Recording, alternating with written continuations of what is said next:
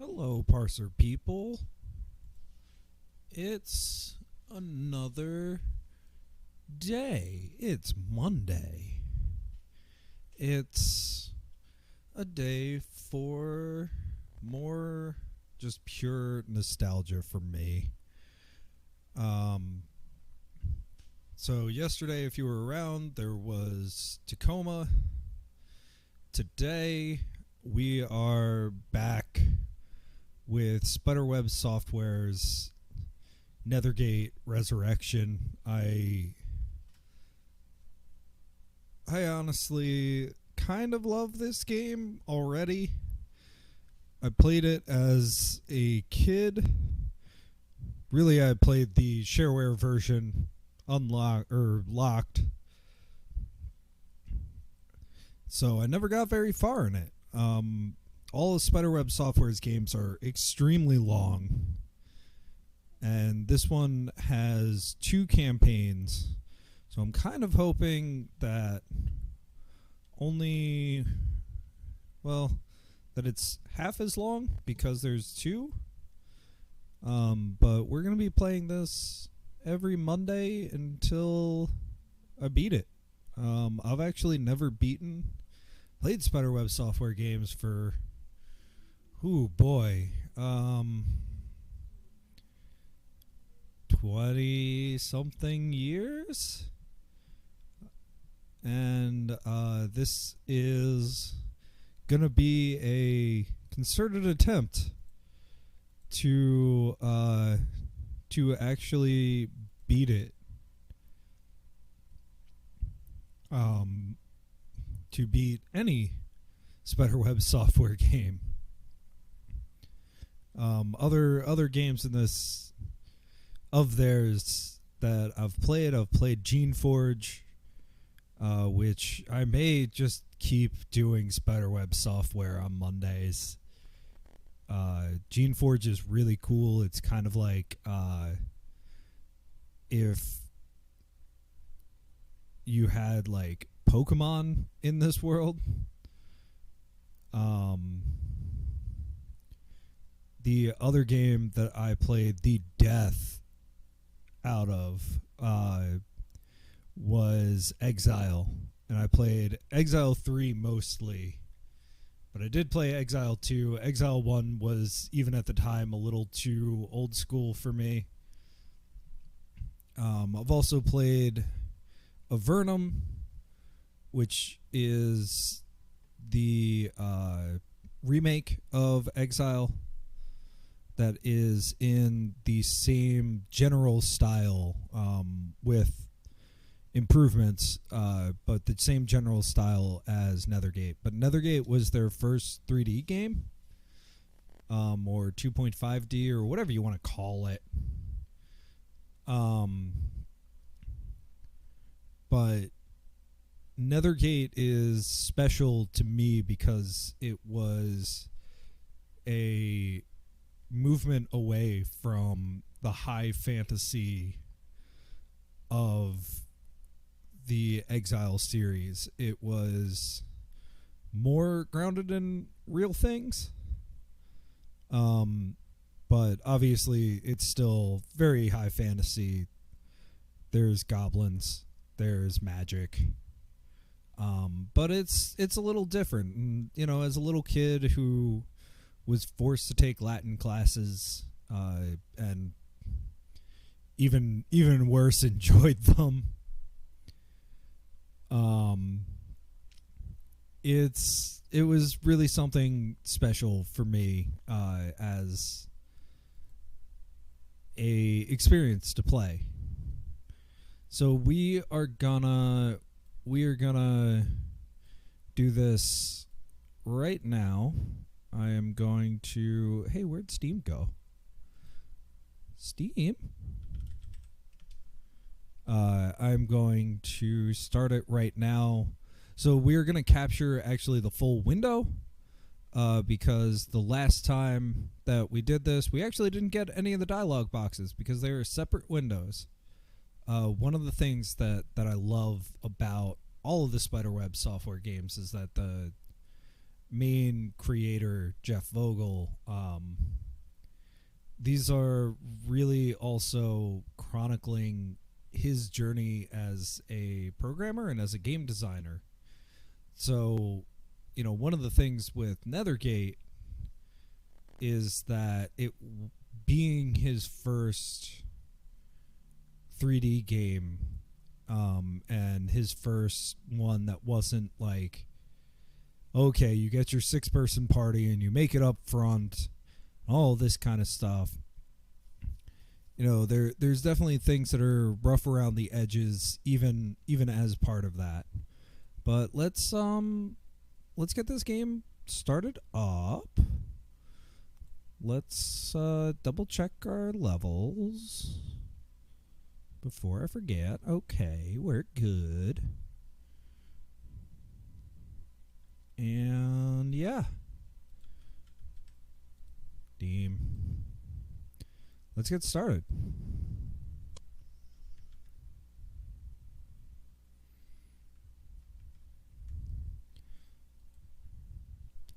So I'm going to pause our wonderful music. As always, thanks to Valdevia for getting the music together. It's based off his Twitch-friendly instrumentals list. And let's switch to gameplay. Hey, it works. So, things that happen, like, we have the tip of the day, and even something as straightforward as like, if you can't kill something, try lots of missile weapons, or Quicksilver Feet and Lance of Fire spells. Early on, the spells Battle Rage and Shielding can be very useful. Cast several of each on your strongest fighter and send him or her into the thick of the battle. So, just these basic, like, tips I kind of love. Oh, here we go, and we have music. So, again, we have this character editor. So, I want to load up this character editor because I didn't get a chance to show it off before. So, we can do all kinds of things here. We can add experience. We can edit their statistics. We can play with their inventory. Wonder what advanced features are. Oh, we can set stuff done flag. We can give an item. And we can restore them. So, like, if they die, or if they are stone, or anything like that.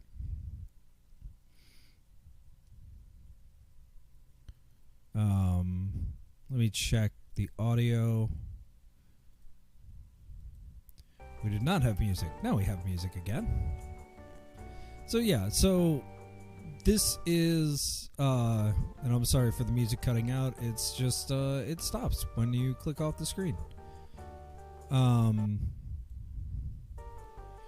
So yeah, so this is the character editor. I'm not going to play with any of it because I don't want to mess it up. But it's something I think it's important for any playthrough of Spiderweb Software's games that this does in fact exist, and it's just something kind of neat. Come on. So yeah, let's get back to where we were. So let's load game. You can see everything on my thing. So all right, let's do a quick recap. So if we do an inventory, no. Okay, let's do inventory. Oh, it is already on inventory. Let's do info. So let's look at our current quest. We have the meeting. So this is our main quest. We need to, so it says soon the local savages will meet with the forces of Shadowvale. This meeting will take place in a ruined hall to the north. Go there, learn what you can, and report back to Vibius. Vibius is our boss. There's Lost Lore.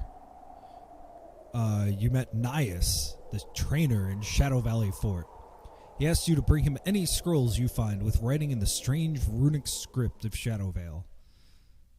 So there is a guy who will reward us for finding weird things and then tell us what it means. We met 3 crones. So we met one crone very early on, just kind of chilling. And she was like, go visit us. So we did. Died a lot because we didn't follow instructions. Because, I'm really bad at following instructions in games. If you tell me do not open the door, I will open it. It is a real challenge. Give me one more second. Sorry for the sound cutting out.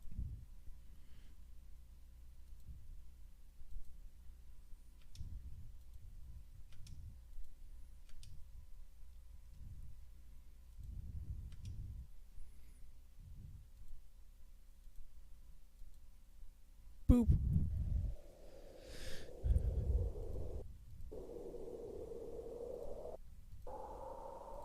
All right. Just needed to say, hey, I'm streaming. So they asked us to defile a temple. There are 3 Corones living in a swamp northwest of Shalivor. One of them asks you to travel to a druid temple to the north, ransack it, and return with a golden goblet. Okay. Deliver message. You met a cranky hermit in a hut near the east edge of Shadowvale. He told you to deliver a message to a similar hermit to the north. I don't know if this is like a reference to something, but I'm pretty sure every single Spiderweb software game has this quest. And it's always worth it just from a, like, let's just get some, like, great flavor text. We have the Lost Shades. This is where we are right now. There's a well-armed skeleton waiting in a grove near the east edge of Shadowvale. It offered you a reward if you could find and return his lost warriors. 6 shades that are hidden throughout Shadowvale. Then there's also the Lost Skulls. You met a witch in a camp in northeastern Shadowvale. She offered a reward for 2 skulls that were stolen by goblins and taken to the east. She did not explain why the skulls would be worth the trouble. So, neat. So let's poke around. Let's get out of this grove, please. So, as you can see, this is very, very simple graphics.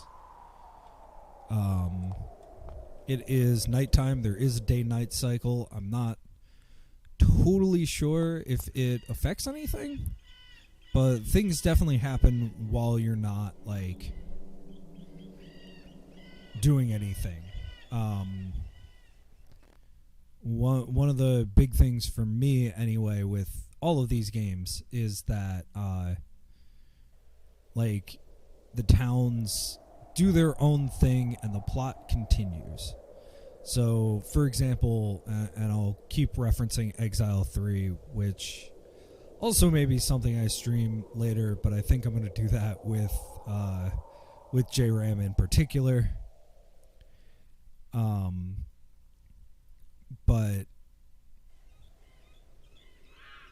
there is a plot line where there is a town that is slowly degrading, and if you don't beat the quest quick enough, the town degrades completely.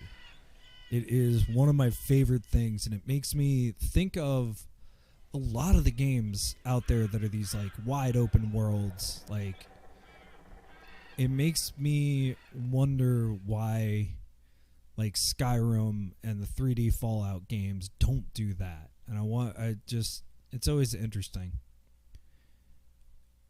So, okay. You discover a shabby outpost set alertly out in the middle of nowhere. It's a small, crude wooden building. Inside, you can hear loud, boisterous talking.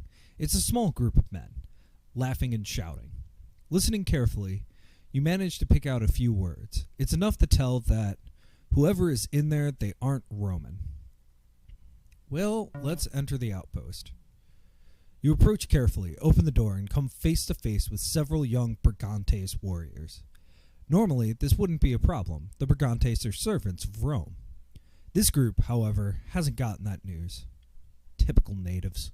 Drunk, violent, and suicidal. They have no chance against warriors such as yourselves, but, like countless casualties before them, they feel compelled to provide you with fighting practice anyway. Alright. We have our first combat against the Celts, and, oh shoot, we are not in the greatest of shape. Not in the greatest of shape, so I'm going to wait and see what happens. Oh, great, we die.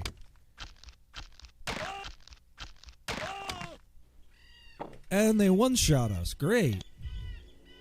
So we're gonna load a saved game.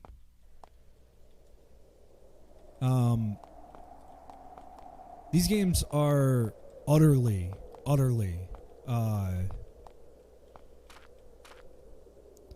the word I'm looking for? Unforgiving?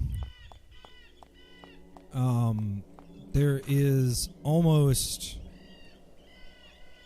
I would say, like, there is no shame in just one-shotting you like that. Especially if you're not 100% prepared. Ooh, what do we have here? Goblin warriors. We can take on some goblins. We have taken on goblins. I am still injured, and I need to remember that. Yeah, I'm going to wait.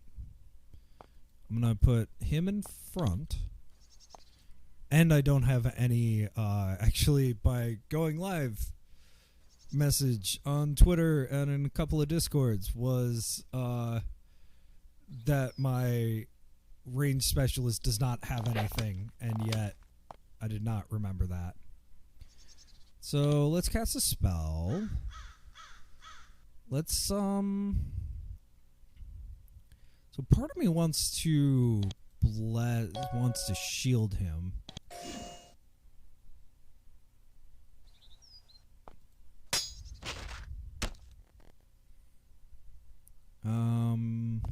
They're not going to do that much damage.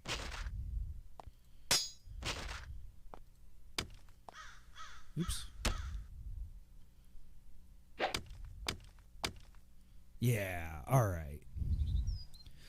So, yeah, this game is very much about picking your battles and knowing what you can take and what you can't. And we just cleared out a whole dungeon worth of goblins, and they were not a horrible problem. So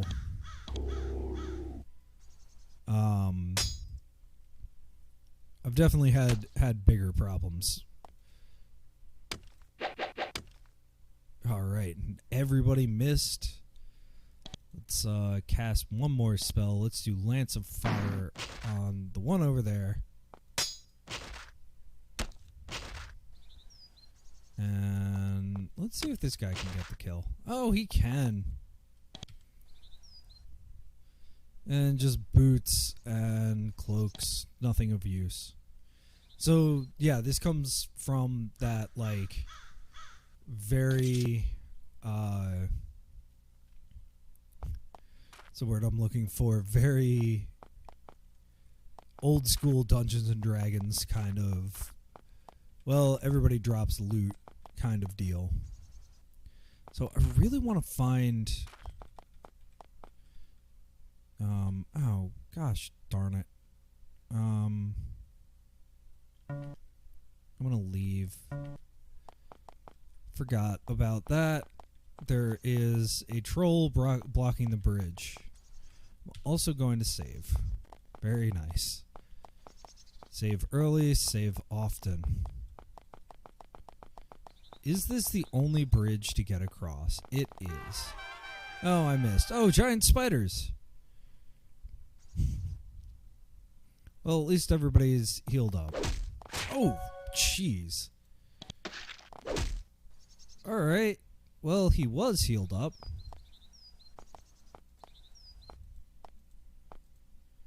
Let's go back to healing.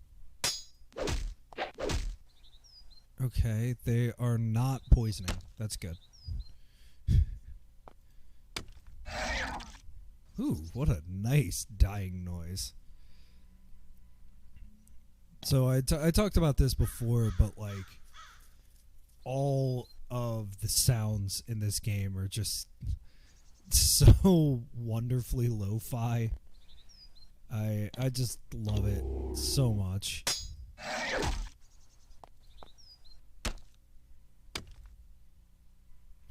And he can wait.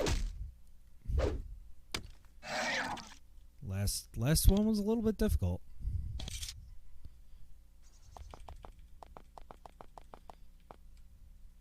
What are you over there? It's a shade. Okay, I do need to get back over. I guess I'll pay. How much gold do I have? I have plenty of gold. 5 gold does not bother me. Pay them. The humanoids collect the 5 coins and with difficulty count them. Once you're satisfied that once they're satisfied that you've paid the toll, they let you pass. So let's go talk to this shade. Let's save first. Is there any way I can... There we go. You can wait to clean your webs. Okay, we have 2 shades. Oh, they're just mad. Okay. Well, let's see how bad this goes. Not bad. Okay.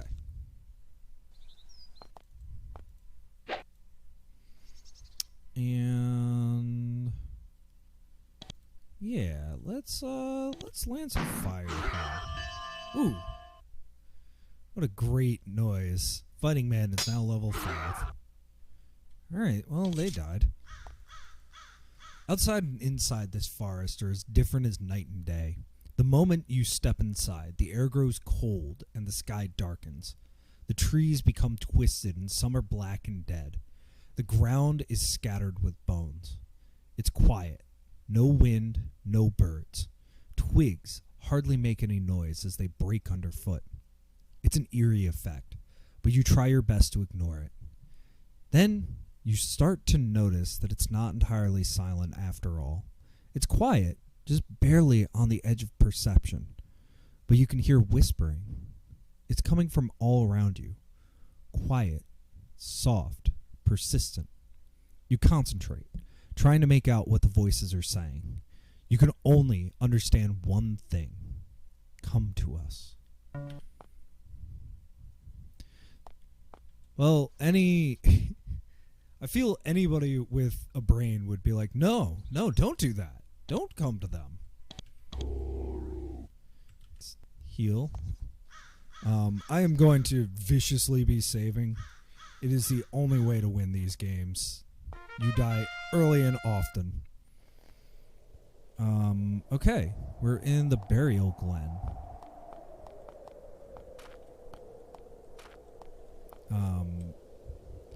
By and large, I'm going to be using the numpad to move.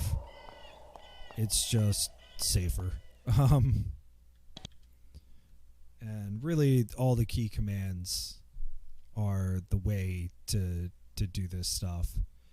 It's just so much faster. So you won't see my mouse move too much. The sarcophagus is empty.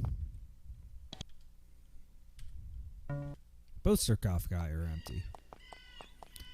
What about... Ooh, here we go. The door is locked. You can have your strongest character try to bash it down, which requires high strength, or have your most skilled character try to pick the lock. Yeah, let's try to pick the lock. Alright, it works. This chamber contains several monuments, each dedicated to some fairy who did something great in ages past. They're very old and very dusty.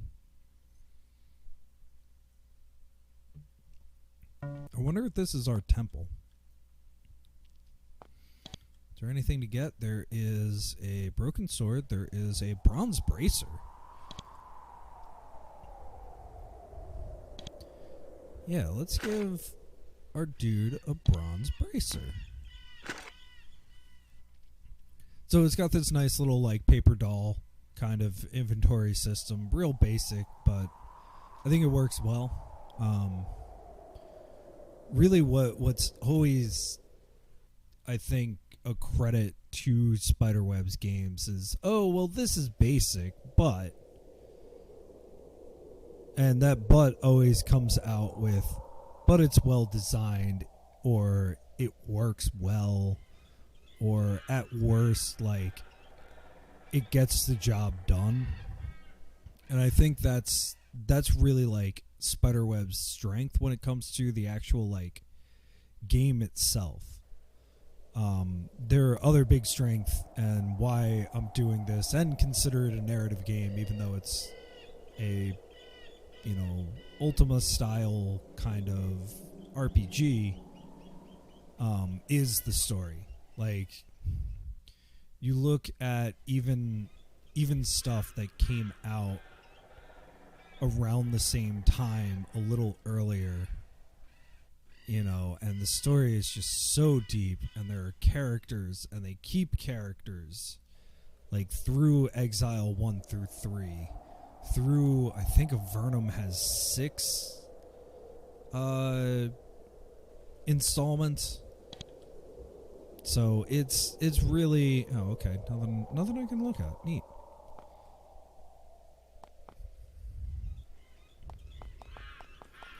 You know, the stories themselves, it's kind of like in the same way Fallout did it, where, like, you know, even with New Vegas, you get, like, oh, well, the NCR, and, like, they'll make references to things, and I really don't like those statues.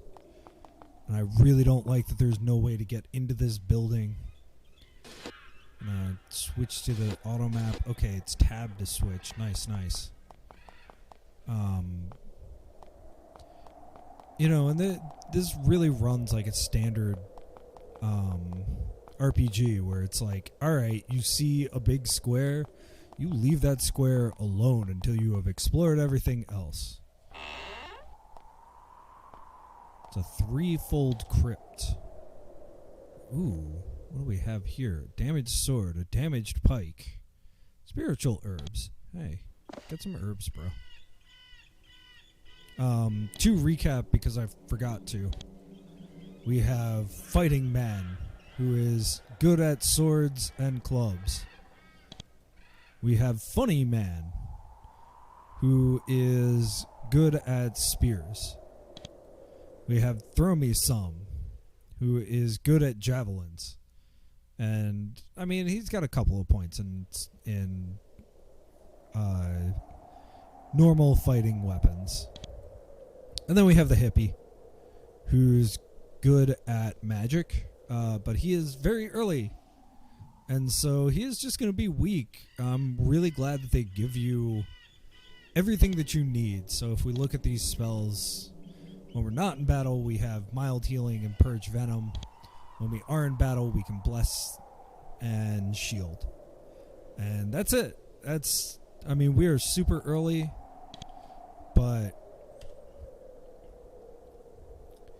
I think it'll be interesting because explicitly, like, the Romans don't do well with magic. He's actually got a cool ability too, which I have not used, which I probably should, but it only works once a day. And so, just like in D&D, you get kind of worried about those. Like, am I actually going to use this? How long is a day? So maybe I'll get a better idea as this keeps going. You push aside the lid of the crypt and find a large, jumbled assortment of dusty bones. Some of them look like they were from humans. Some clearly weren't. You poke through the bones for a little while. There's no treasure, but there is a button on the floor of the sarcophagus. Push that button. You push the button. As far as you can tell, nothing happens. But even if something did, you probably couldn't hear it over the wind outside.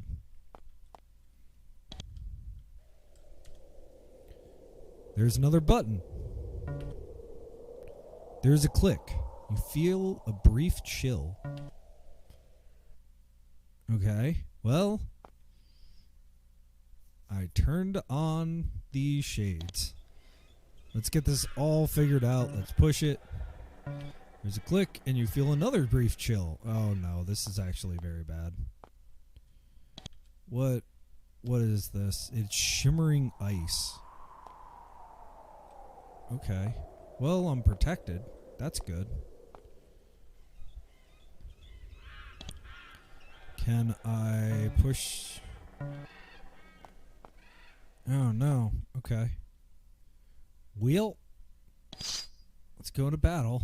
And he doesn't have anything he can throw. So let's cast Lance of Fire.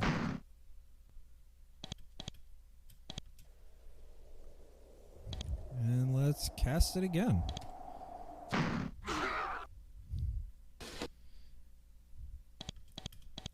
And let's cast it again.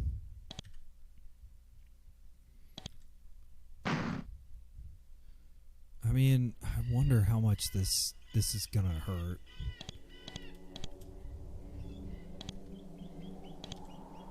And I mean, you know, like a lot of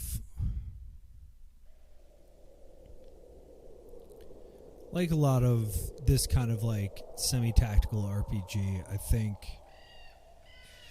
what's the word I'm looking for? I think there's a tendency to have the combat be kind of like this, where you're like, well, I'm just going to keep doing the same thing over and over again. Which I wish wasn't entirely that way. I'm going to save just in case. Oh, it does 30 damage. Oh god, it just like straight kills people. Alright, this is why we save. This is, well, how bad does this get? Oh, and everybody else just like is fine. Cool. He took 55 cold damage. Alright, shoot. How do we have a haste, we have healing. Do we have anything? We have haste and healing. Healing. Is there anything? Oh, just damaged pike. Alright, let me... Nothing happens. Nothing happens, and feel a chill. Oh, did I just put myself in a real bad spot? The good news is that nobody's actually ever permanently dead. The bad news is you have to carry their equipment.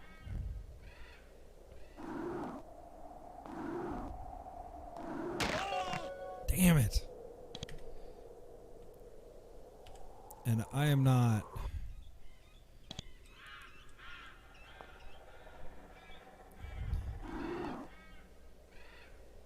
Is there anything I can do? Can I shield? Can I can heal.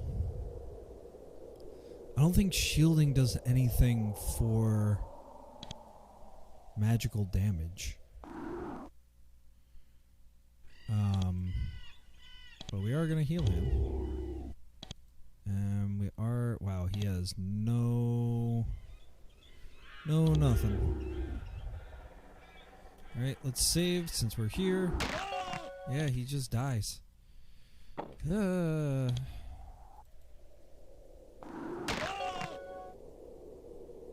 He just always dies. What can we do? We can heal.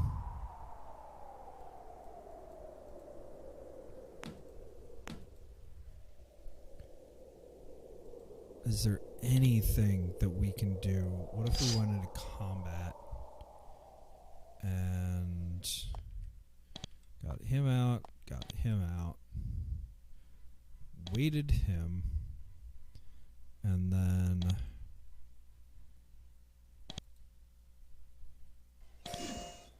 shield.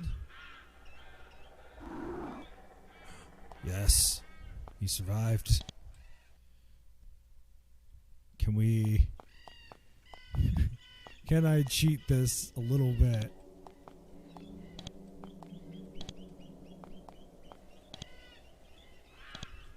Yes. So definitely a bit of being cheap. I hit the wrong guy anyway.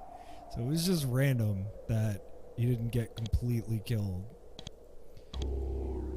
Little save scumming never hurt anybody.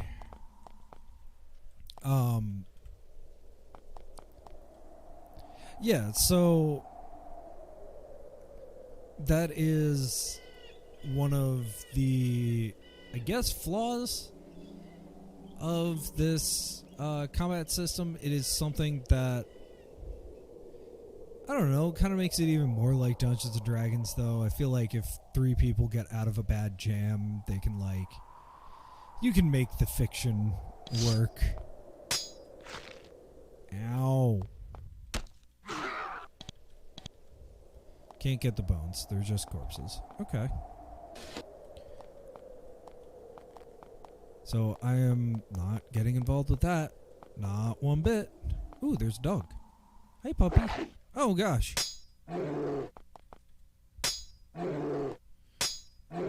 Sorry, puppies.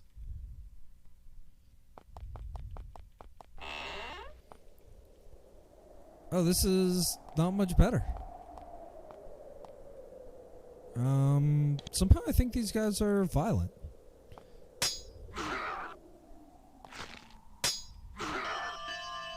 Nice.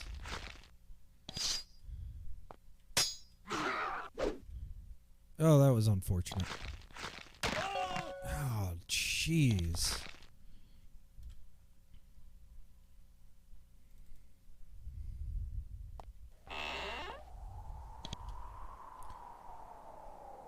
So, before we got to that, just a little redo. The sarcophagus has bones inside of it, wrapped in a rotten cloth shroud. There's nothing of value, just lots of dust. You close the sarcophagus, just in case the bones decide to get up and follow you. Obviously, that's a real problem in these parts. Same flavor text.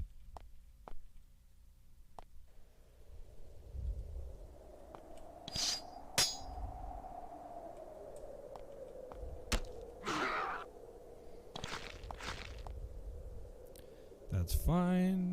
Cast. I would rather give my dude Battle Rage.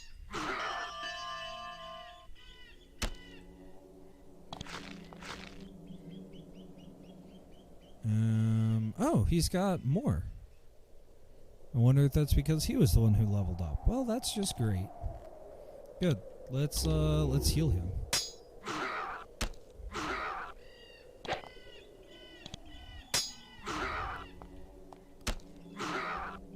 And that's also, like, a big thing.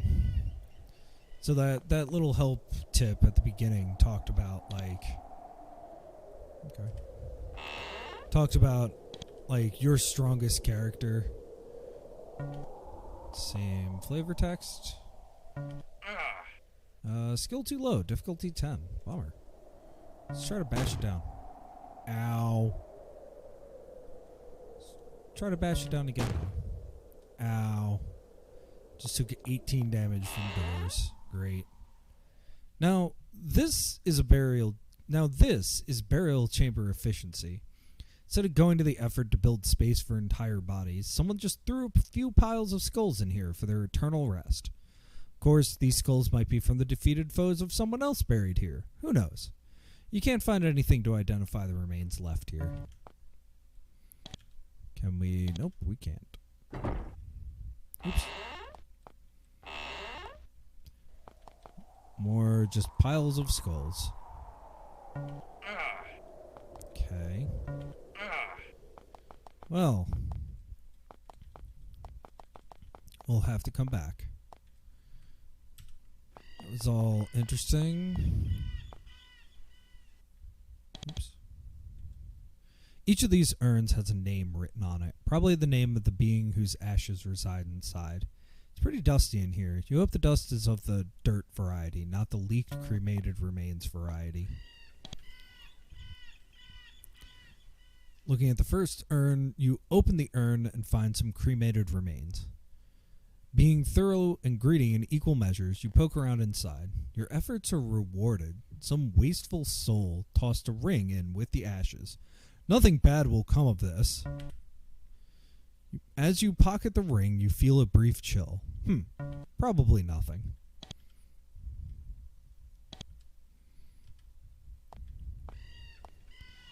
Let's just look at this stuff really quick. This urn contains gray dust and little chips of bone.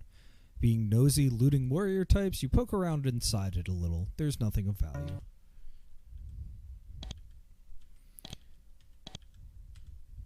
I do enjoy that it sort of sassed you for being a little murder hobo.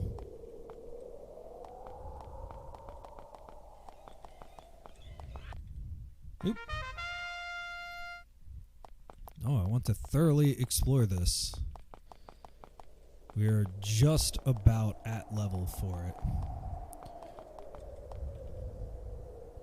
Alright.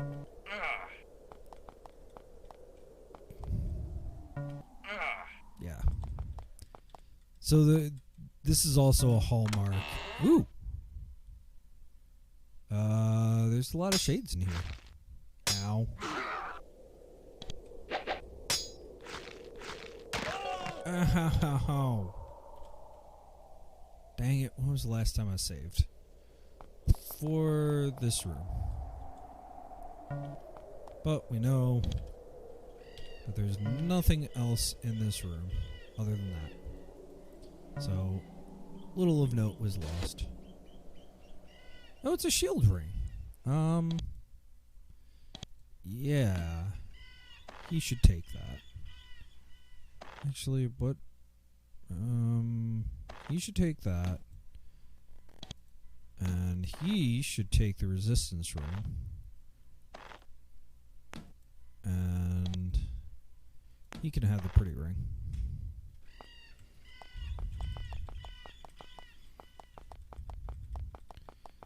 So, we know this room has nothing that we can get to. And we have this one. Look all around it. Nothing. Good news is we can heal. We can save outside the door. We can pick the lock. Hey. And let's treat this like a real battle and not just like ow, ow, ow.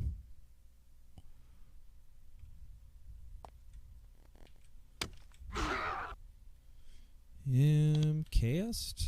Let's do with your. Oh, no. Heal.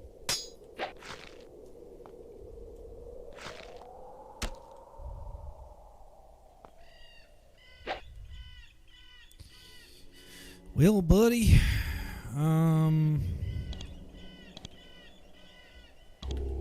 Nice. Good job, guys. What do we have in here? We have some woad. Woad is an object. It's a blue dye made from a plant in the mustard family. It's used to give Celtic warriors their distinctive blue markings before battle. In Nethergate, use of woad helps Celtic warriors achieve their trademark berserk rage. Abilities. Unusual ability. Takes a charge. Yeah, you get to keep that. Everything else is trash. So, yeah. Horrible... horrible story from when I was a kid. This game was, like, pretty important to me. Like I said, I played a bunch of it. Never got very far. Never was good at it. But, now that I'm an adult, I can be amused that I didn't understand that other people didn't have the same experiences that I did as a kid. So I would reference things from this like Woad or Woad. I don't know how to pronounce it. Come at me, ancient Celts. I'm surprised that I do not have a thing for him. This really does not make me happy. You are near the edge of a large stone courtyard, made of cracked and well-weathered stones. It's very barren and very, very old. Light breezes swirl little tornadoes of dust over it. As you watch, however, you notice that the dust near the center of the courtyard seems a little heavier than usual. As you watch, it coalesces into a human-like form. Whatever it is, it beckons for you to approach. When you start to get close to the shade, it motions for you to stop. No farther, it says in a tired, reedy voice. I am too fragile. I can't hold myself with you near. I can't see you. I don't know which side you are on. All I ask is for your help. His voice is slow and quiet. You struggle to hear, but a few words are lost in the breeze. Help me. I want peace. You miss a few words. It matters not. I ask you find me in the great crypt and burn me so that... A few more words are gone. Let me go. Let me rest. I have watched all of this suffering for too long. You miss a sentence or two and just manage to hear the creature's closing words. Entering the Nethergate. Please. Then an errant breeze blows the figure away. You're alone again, for now.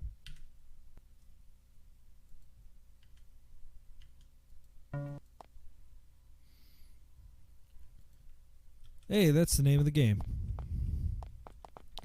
So we need to find the main crypt.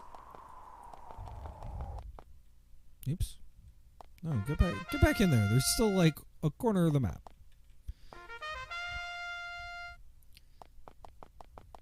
So I will not lie, the 45-degree angle has always messed me up in these games. Difficulty 15. So again, like another example of deal with this later. You can do the easy part. There's a whole other part to this.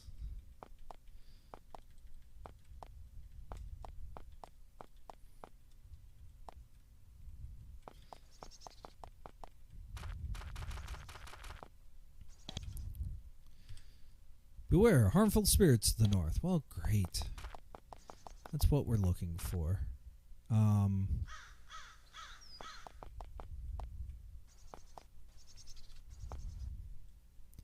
You find the abandoned campsite of a handful of goblin lookouts.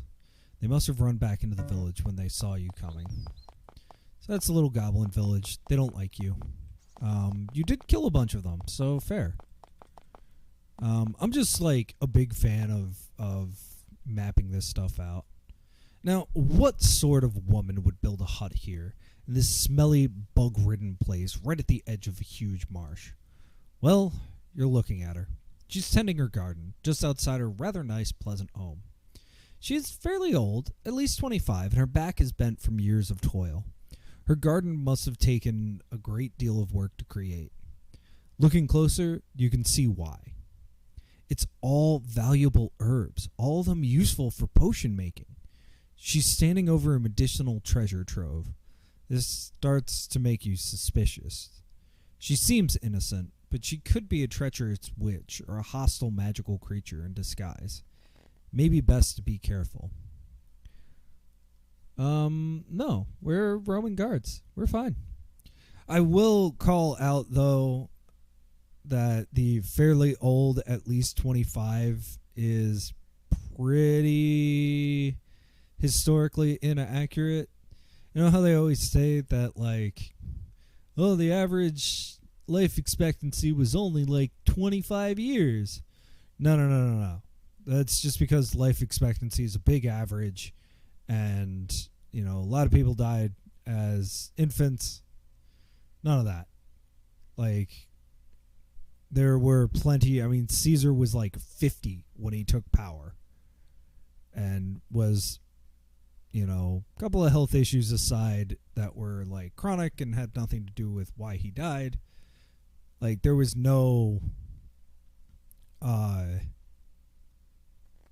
real reason for him to die as young as he did. People regularly lived till 60 if they made it to like 25. Just my historical fiction soapbox. Let's approach. The woman was quite absorbed in her work. Your approach startles her. "Oh," she says, dropping her trowel. "I didn't hear you approach. Apologies." She seems friendly, at least, and very at home dealing with dirt and rocks. "My name is Becca. Welcome to my humble home." You ask what she's doing out here. "Why, I'm an herbalist. I've found the land here on the marsh is best for growing the plants I need. It's unpleasant, true, but necessary for my craft." It must have looked uncomfortable when she mentioned her craft, because she quickly adds, I'm a healer. "That is what all the herbs are for. I provide healing to all the creatures of Shadowvale. I can help you as well. Would you like to purchase my services?" "Yeah, sure. Why not?" Healing herbs, spiritual herbs, energetic herbs, balm of life.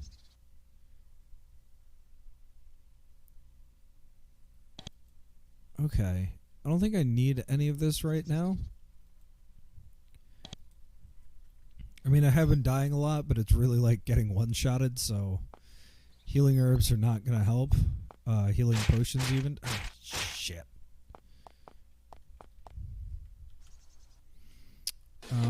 Alright. Cool. Well, that's neat. Ooh, there's a cave over there. So this is... Alright, this is what I was trying to do. I was trying to find... Oh, it's nighttime. I'm scared. Yeah. Pay them their 5 gold. So, what I want, though, is to get on that side of the river. Once I do that... Alright, here we go. Venarium, west.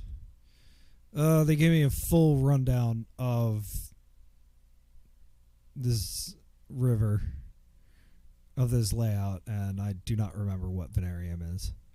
Ooh, you start to cross the sparkling bridge. It feels like you're walking into a cloud of floating, dancing motes of light. It seems like it's not the stone that's sparkling, but the air around you. The lights swirl, coalescing and spinning around you. As you cross, you start to feel disoriented. You focus your training and purpose and utter a quick prayer to Augustus. You keep walking and finally step off the end of the bridge. You look around and realize that you're back to where you started.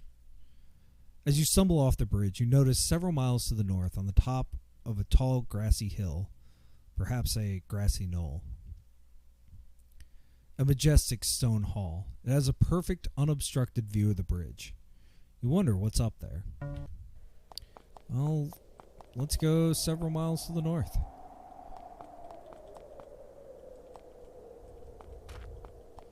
Oh. Hey, hello. We've been here before. Have we? It was all mapped out. Let's save. It's a ruined hall. You walk for the first time into this massive ruined hall. It's a humbling experience. This is a structure that would be impressive even in the center of Rome. And yet, here it is. Ancient, crumbling, older than the empire itself. This building is old beyond human memory, so ancient that it weighs down upon you, making your feet heavy and clumsy. It's a beautiful structure, all perfectly cut marble slabs, elegant arches, and shining pillars. It's dignified and powerful and huge, and recently visited as well. You notice that the floor has been swept and the pillars have been polished. The trees just outside looked recently tended to. Someone has been busy here. For what reason, you can't imagine. You feel an increased sense of purpose. Something's going on here, and it doesn't bode well for any of you. You're here for answers, and answers you will get. Or, needless to say, die trying. Oh my gosh, we got somewhere in the plot. Arrival, the contract. What is behind there? Oh, it's the list of chapter names. Around the enemy host were druids, uttering prayers and curses. The Roman troops stopped short in their tracks, as if their limbs were paralyzed. Wounds were received while they stood frozen to the spot by this extraordinary sight. Tacitus. And, I've talked about this a lot, but one of the things that I love, in comparison to even, like, indie studio games, is when works are by one person and you can just clearly see, like, all right, this guy was just nerding out about Roman history for a while, and so he wanted to write a game about it. And, like, that to me is, like, so valuable in games. Even if there's not, like, even if it's not perfect. You enter the structure's central hall. There are doors to the east and west, probably leading to quarters or dining halls. Your attention, though, is drawn to the north. To the north, you see a massive meeting hall dominated by an enormous marble table. The chamber is far larger than this one and looks like it takes up the whole north wing. It may be the chamber this building was built to house. This hall seems like it's some sort of ceremonial structure for meetings or rituals or some such. Everything is beautiful and built to enormous scale, as if it was only intended for great events. What's disturbing, though, is the way that there was, or is, someone capable of building and doing things on a glorious Roman scale. It's clear what you must do. Find them so that the Empire can absorb them.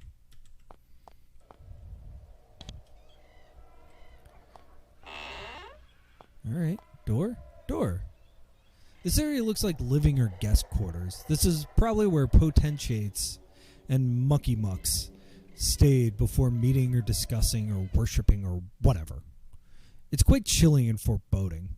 You doubt anyone would want to stay for long. Then you notice that it's not just chilly, it's cold. Very cold. There's frost on the floor. It's unnatural. You start to get very nervous. Let's level up. Is everybody able to level up? They are. Let's level up.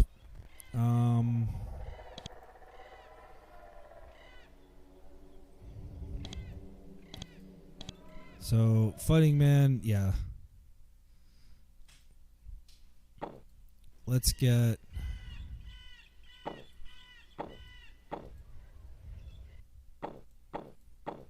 no special abilities.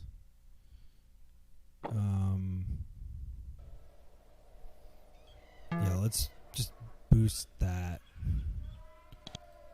These guys are pretty straightforward.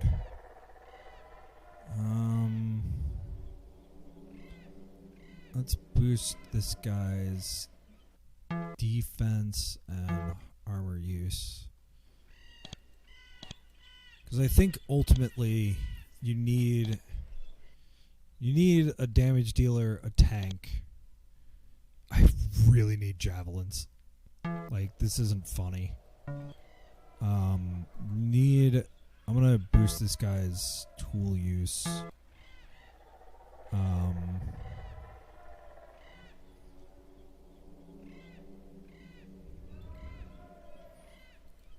And I guess armor use. And then my hippie makes your spells more effective. That's just levels. Let's do He's got 5 skill points. Let's do herb craft and first aid.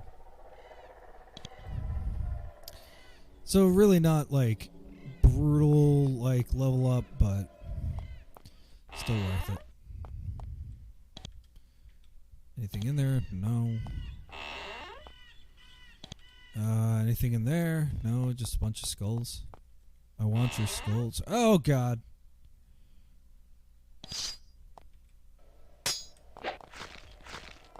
Yeah, just let him get beat up.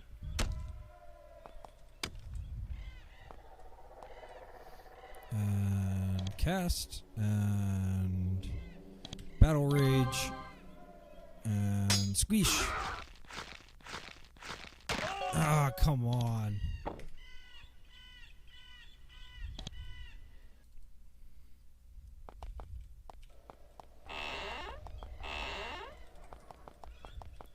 So I'm going to avoid that for the second. Oh, just a bunch of skeletons. Oh, just a bunch of skeletons.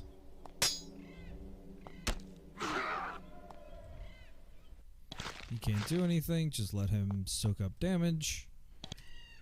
And no, let's make him shielded.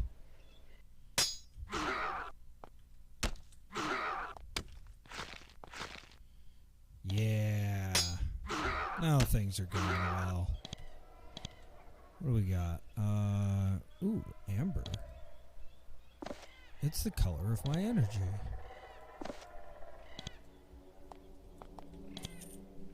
Oh, just coins. 30 coins though. Take that.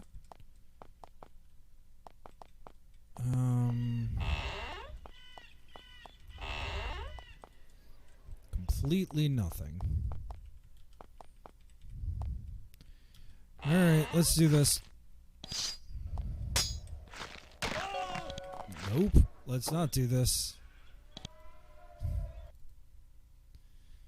Let's heal. Let's heal. He's got plenty. Let's use a healing draft. Let's also use a... Let's open the door. Use a haste elixir.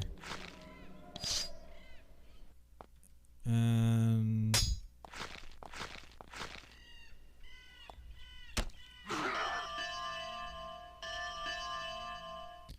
Nice. Couple of level ups. He can't do anything, and we are going to heal him. And then with 5, he can go around and still hit. And soak up all that damage. And then get healed again.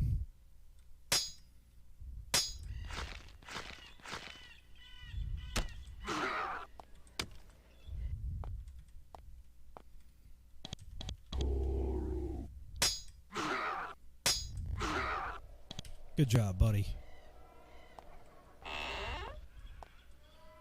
And all of that just to be a trapped room filled with junk and bones.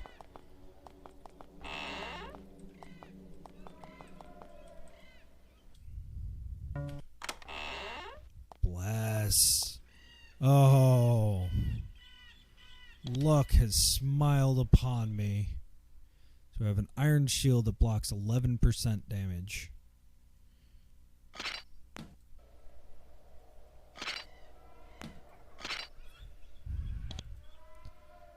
Blocks 12%. But get some blessed javelins. Get some real javelins. And some real shoes, boots. You get real boots. Ooh, and another iron helmet. Don't need cloak. I wish this guy could carry any more boots. But they are 4 pounds. As opposed to those, which are 2, and he is maxed out. But, very good. Very good. Let's, He's got some stuff going on. Just some webs. Can we Yeah, we can just clear these webs. Oh no, fighting, man. Clean off those webs.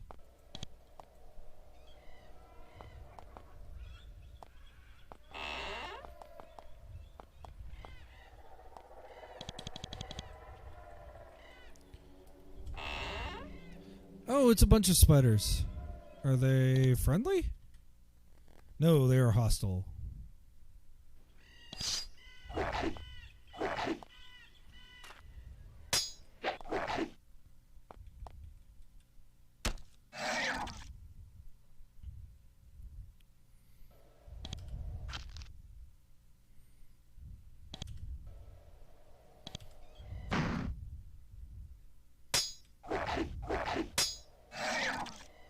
Oh, alright.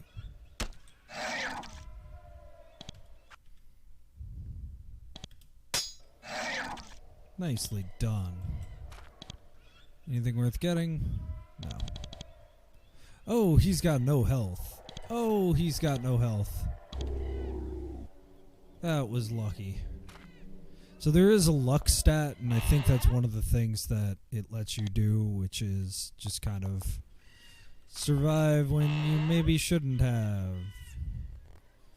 Ooh, what is over there? All kinds of stuff.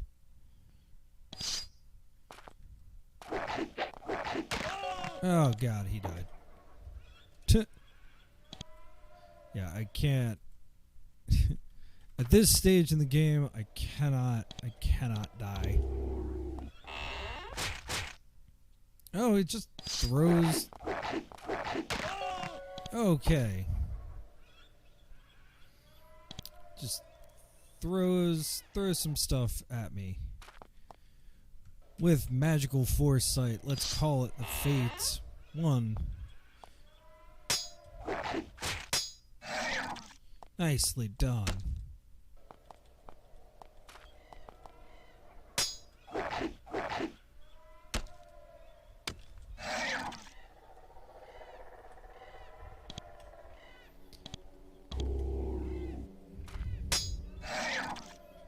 Alright. Let's see what's in this. Got some gold. Got some first aid kits. Can't carry it. Anybody else need pants? He really does, but he can't wear any. Shirt. Don't need a shirt.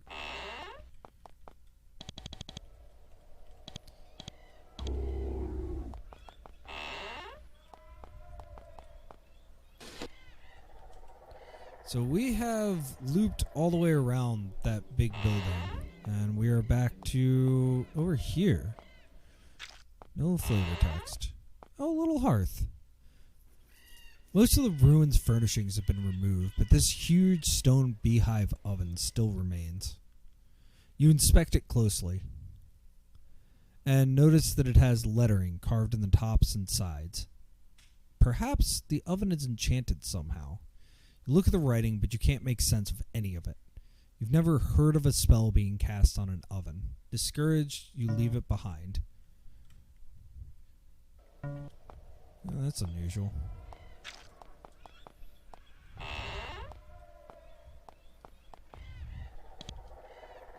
What's in the box? Nothing. Ooh, there's stairs down. Okay. We will get there. Oh. Fake door? Oh gosh. One of your characters has just been sprayed with acid.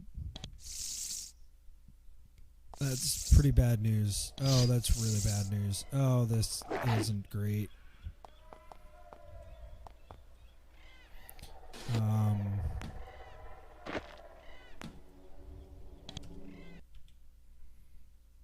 He missed.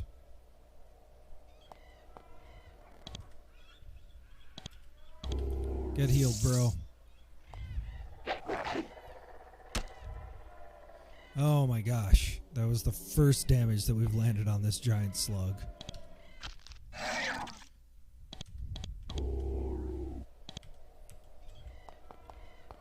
What do we have? We have a wand of bolts. We have a torque. Blocks 2% damage.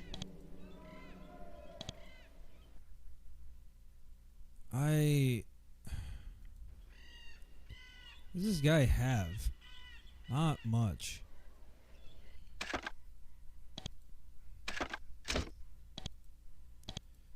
Okay. He doesn't need this dagger. Does need the first aid kit. Much as I like him having that. Oh, he does need that.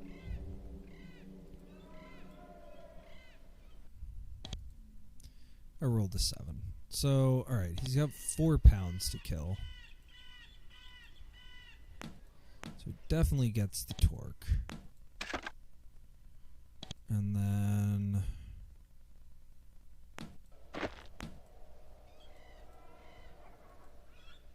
not gonna lie, I just got scared with that. Oh, right. And the wand of bolts. Cast Lance of Fire. Oh, you can't equip it. Why can't I equip it? Oh, maybe it just is something you hold. Well, that's neat. That was worth accidentally ending up in a fake room.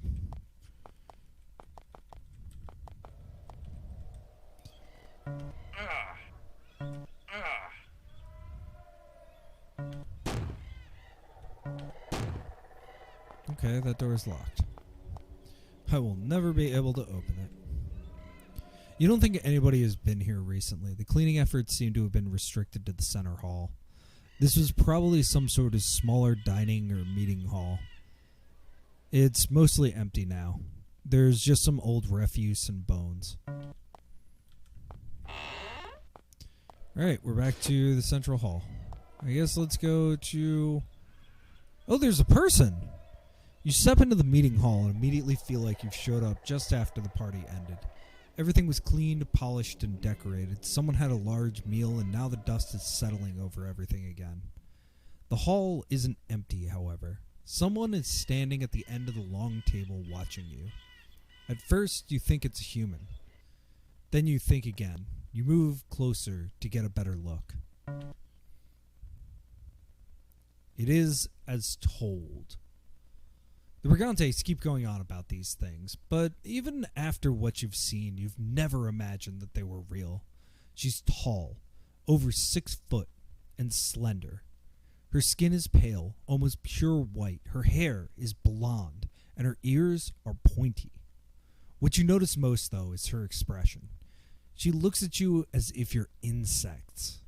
No, less than insects. Nothing. You aren't used to someone being able to look at a Roman soldier that way. She must be what the Britannians call a fairy. It's not a frilly, harmless creature, though. She's tall, armed, and annoyed by your presence. Now, we will parley. You come face to face with a tall, arrogant fairy.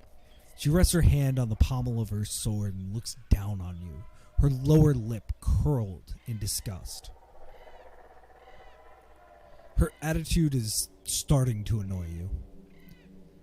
The name I tell to humans is Dolahan. She practically spits out the word humans. She looks out at you over the remnants of a feast. It looks like I've missed an event. There was a toast and the breaking of bread between new allies. Nothing that concerns you. What are your duties here? I am a guardian warrior of the Sealy Court. I'm here to await your arrival. Tell me of the Sealy Court? The court of their fairy majesties, Oberon and Titania. I've come far on their behalf, and my final task is to await your arrival. And at last, you were here. You knew we were coming? Do not dare look so innocent, so confused. I know you have been sent to regain the stolen message. You try to conceal the fact that you haven't the foggiest idea what she's talking about. and then immediately ask what the message is. What is this message of which you speak? She laughs. It is a terrifying sound. The message? It's down below, waiting for you. Go fetch it. And don't expect to get out alive once you have it. That seems to be all she has to say. Fairies. Charming people. You hope not to meet more of them.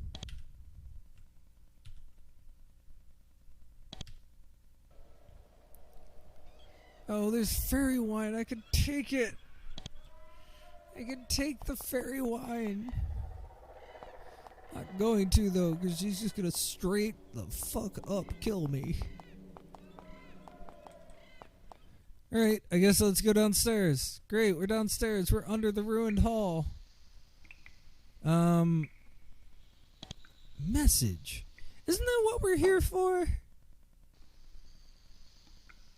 Yeah, the local savage. Hey! Alright, yeah. Making progress on the main quest. I was trying to make progress on the side quests. You enter the passages under the ruins. It's pretty dirty, dusty, and slimy, and very cold. You notice tracks on the floor. A few people have been down here recently. Not many. Maybe about 4 or 5. I really don't like that. I don't like being in the dark. Let's light a candle. This baby, I'm so hard to handle now. Gets around. It's a room with a bunch of rocks in it. Great. I love rocks. Oh, it's a giant spider. But only one. One I can handle, so long as it doesn't poison me. I mean, let's just keep trying doors. Doors and searching and... Absolutely. Fighting man, get that candle.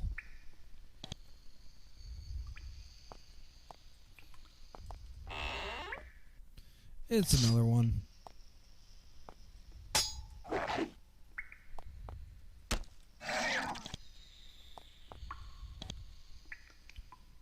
I mean, is it no, it's just a regular wooden shield. Let's... Oh, there's a body. It's got leather armor and iron dagger. Hey, a lamp. I'll take a lamp. Yeah.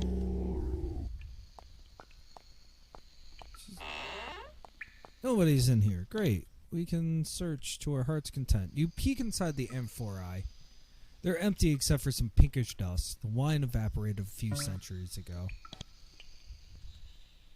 You cut open one of the sacks and find out what happens when you leave some grain sitting around in a basement for a few centuries. Not very appetizing. At least the rats weren't at it.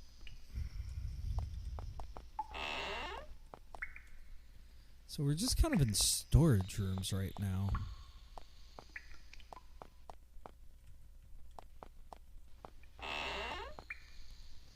These caves look familiar. Even though they haven't been occupied for many years, you recognize the cozy subterranean squalor of a goblin lair. You listen and hear nothing but the echoing of dripping water. It's eerily quiet, almost supernaturally silent and still. This isn't the least bit reassuring. It's as if your foes are sizing you up, so the blow can be even more devastating when it falls. Rock. You find the somewhat fresh body of a dead giant rat. Someone killed it with a sword within the last few days.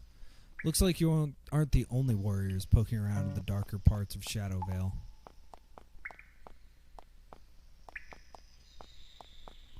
This seems like it's going deeper.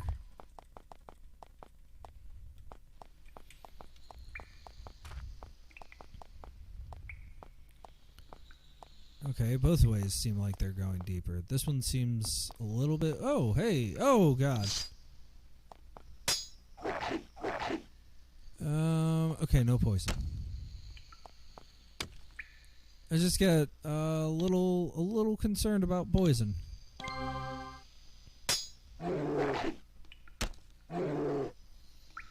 Oh, and that is a terrifying rat noise. Yeah, buddy. You get more javelins.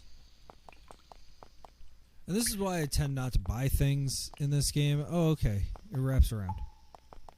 Goody goody.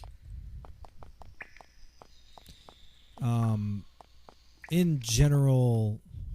Oh, I really don't like the look of that. In general, like, you will find what you need after you've been around for a little bit.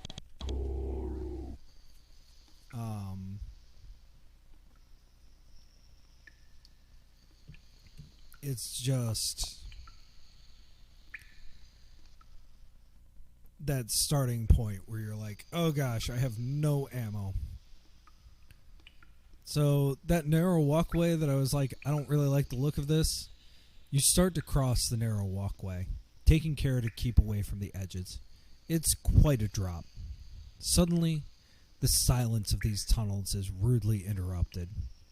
Translucent, howling spirits rise out of the chasms, howling and screeching. They fly around you, waving their arms, sometimes rushing you and flying away at the last moment. They're ghosts, ghosts of the tribesmen slain on this isle. At first, you're overcome with terror. Between the sheer drop and the hostile spirits, you can barely move. You start to inch backwards, trying to make your way to safety. Whatever you're supposed to do down here, it isn't worth this. Then, you stop. You stand up straight. Your Roman soldiers, these pitiful spirits, were no threat to Romans when they were alive. You see no reason to fear them when they're dead. If need be, you'll kill them again. You walk forward, crossing a bridge an inch at a time. The ghosts continue to float around you, screaming, furious, impotent. Then, one at a time, they fade away. The halls grow silent. You're alone again. Oh, I really don't. I mean, I do from a writing standpoint and from this is just a great dungeon. But I'm not loving it from a player perspective. Curing draft. Heck yeah. So the red outline means that it's not mine. And people would be mad if I took it and they saw me. But they're not going to see me. Okay. Soft hay to land in from that jump. You push a barrel. My favorite thing to do. What do we have here? We have a crude leather sling. Not worth keeping. And so much of this is like, well, is this worth keeping? And like, I genuinely don't know the right answer to that kind of loot. Like, I think at some point you have to have that kind of loot. Just regular boots? Just regular boots. Like, you have to have... Ooh, scroll. Darts of ice. Yep. That's going with our magic user.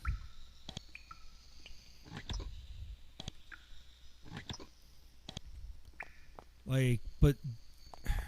I don't know. I don't know if you actually need to be told, like, hey, there's trash in here. Okay. There's a dresser behind a door.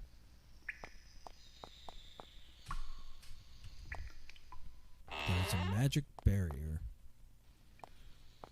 Hiding a bunch of cool stuff that could be mine. If only I had remove barrier.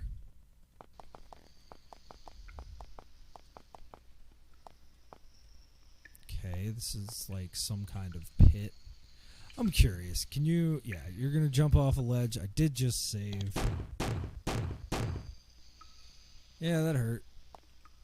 Is there any way out of this? I just was curious. There is. Oh, there is. An opening stone. What? What is that?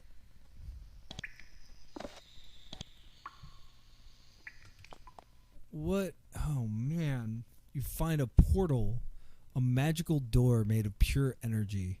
Wizards often create them to speed up transportation from one place to another. They're safe, usually. Heck yeah. Step into the portal. Where do we go? Where did we end up?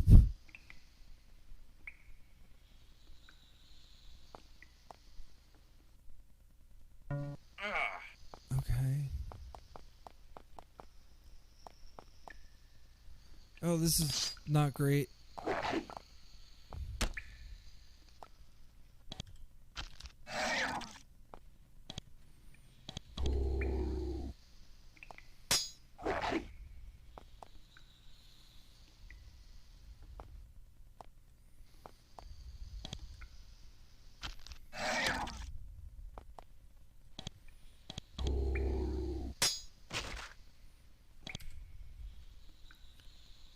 Okay, well, that wasn't my intent, but I'm all about it.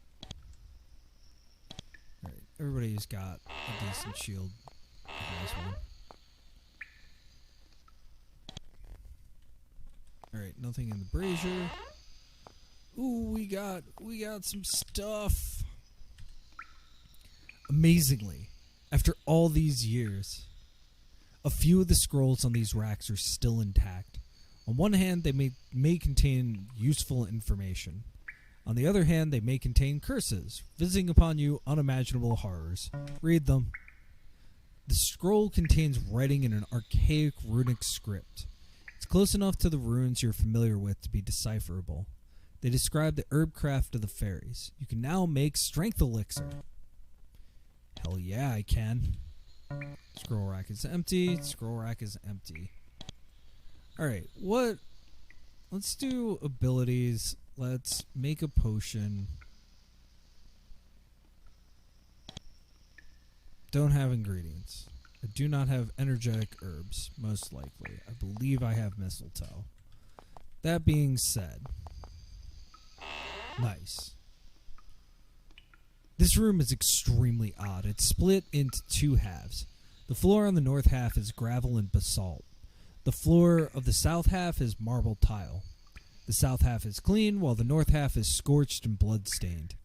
Each half of the room has two platforms made of stone blocks raised 6 inches off the floor. You have no idea what they're for. Maybe if you stepped on one, something would happen.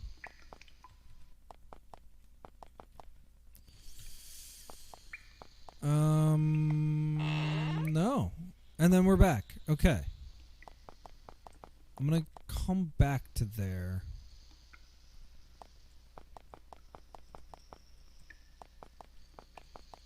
Because there was this way to go. Oh, please don't be like super scary. Hostile giant lizard. I can take a giant lizard.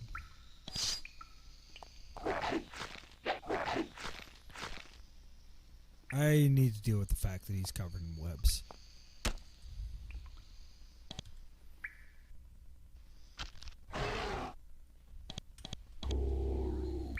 So, really happily, line of sight is not a thing.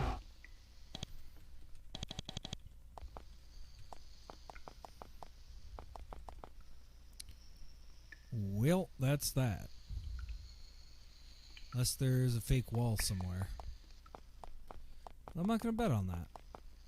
Alright, what is this altar? It is a beautiful altar, under all the dust. It doesn't seem to be enchanted in any way. It's just a big block of lovely carved, polished marble. You notice that there are a few runic words carved at the base. You try to decipher them, but your knowledge of runes isn't quite good enough to manage. And I wonder, like, I have a feeling that some of these places are like, it's a word I'm looking for. They're in both of the campaigns. So I wonder if the Celts can read. runic language. Although it's said that the Celts are illiterate, so maybe not.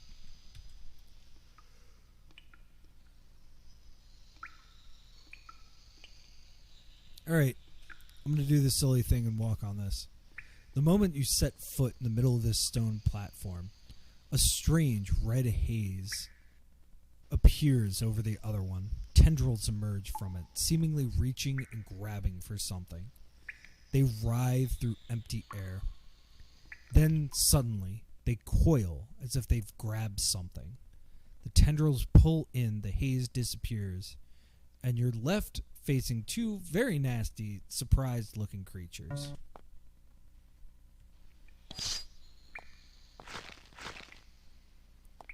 Ow.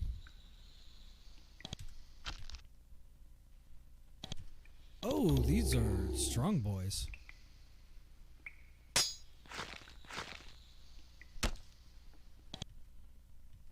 Oh, right.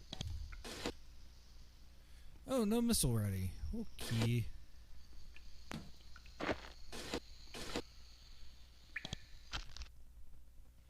$38 damage. I will take all fucking day.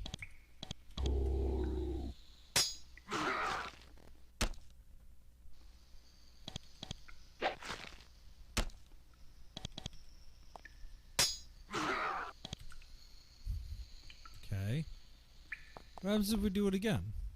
Nothing. Ooh, wait. We found a few things. Energy draft. Which, bro, he needs. What can we get rid of?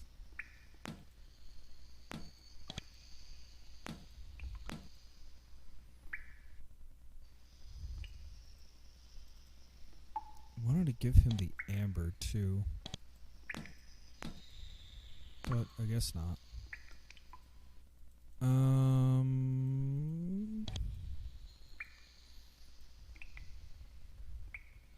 And scroll call beast.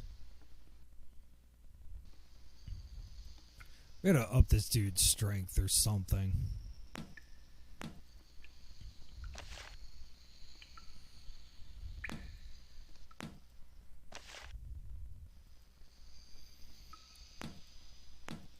Bro, you're not holding anything.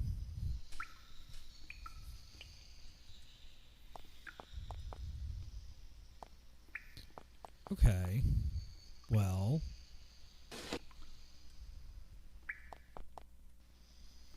We've been all through here. There is one other place that we have not fully explored.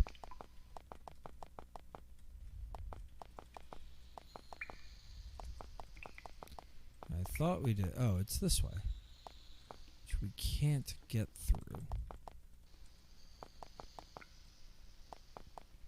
And then, how do we get there is a valid question.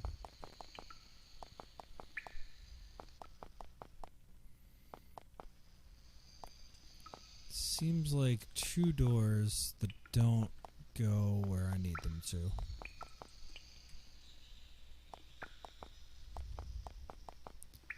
Oh no, my candle.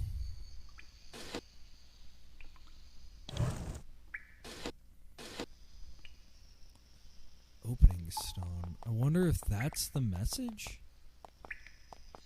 Maybe call beast is the message?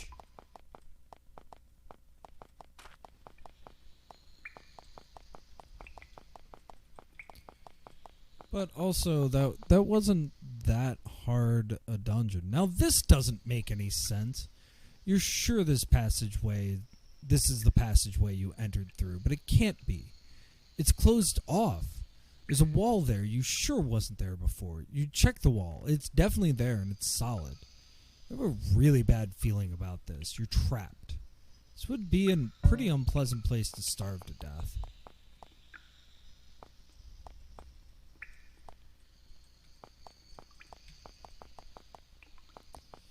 Yeah, it would be. Alright, buddies.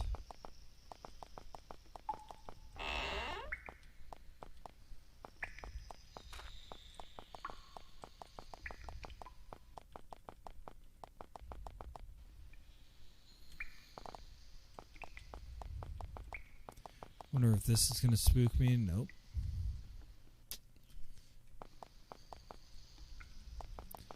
Dang fairies. Always being confusing.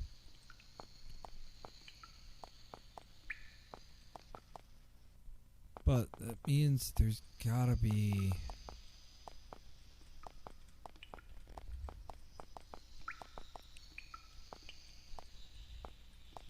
somewhere around here, there's gotta be a way to get up there. Or get past that.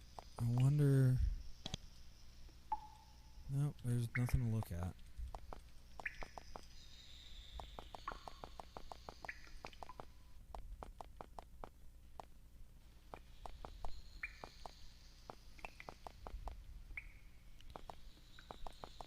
It's the alchemy room. Oh, a door. At long last, you reach the end of the line. The path you have been following ends in a massive iron door, 15 feet high and hot to the touch. You check the handle, the door is locked. At first, you spend a moment giving in to despair. You're stuck down here. You haven't found any useful information. You're going to die. You slump against the wall, frustrated. Then you notice that the wall by the door has 3 holes in it. Each is oval-shaped, about 6 inches high. The holes are positioned next to the massive door's handle. Maybe it's an unlocking mechanism. Search through your inventory. Sure enough, one of the stones you found earlier fits into a hole with a satisfying clicking noise.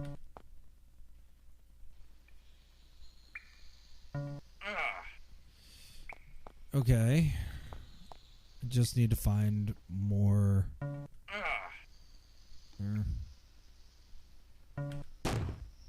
Ow. Why is his strength so low?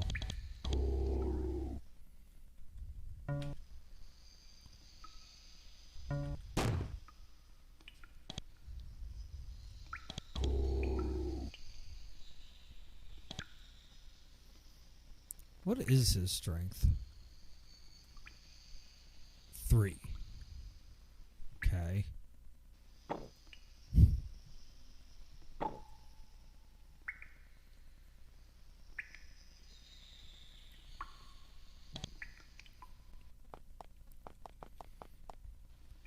Just gotta keep an eye on time. Oh, hey, alright. We picked that lock. Doesn't go where I need it to. Alright, guess we gotta bash it. Nice, good job.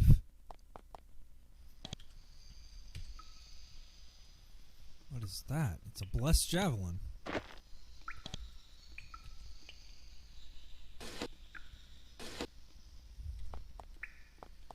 Not what I'm looking for, though. So wait, what was the thing on that? Strength 5. So this one's strength 10? Yeah, that's not happening. Alright.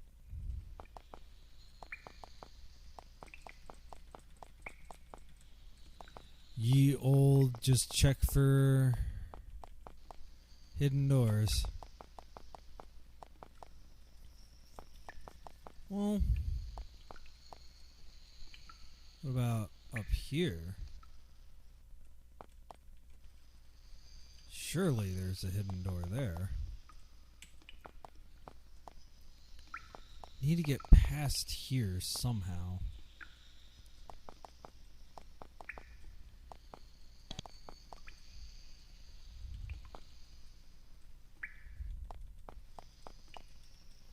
So we found that way. That was cool.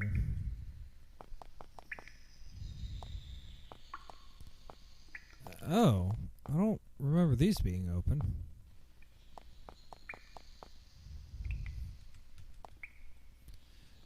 There's one of the 3 pools set in the floor of this room. The water sits in a smooth oval depression in the tile floor. Even though it's been here many years, the water is still there. It's not even moldy. It's fresh, sparkling, and beautiful. You realize that you're starting to get thirsty. A drink would be nice and refreshing. Alright. Drink. You bend down and take a deep, long drink. The water is ordinary. It's flat, tepid, and uninteresting. You start to walk away, disappointed, when you notice that there's a rock sitting at the bottom of the pool. It's granite carved into a smooth, oval shape. It blended in so well with the tiles, you only noticed it when you bent down.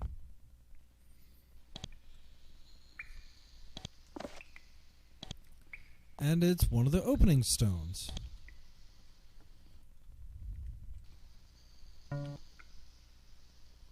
You bend down and take a deep, long drink. The water is clean, sparkling, and invigorating. As you walk away, wiping your faces, you start to feel ill. Terribly, terribly ill. Intense stomach cramps double you over. Alright. Just got disease. Oh, everybody got disease. Great. Let's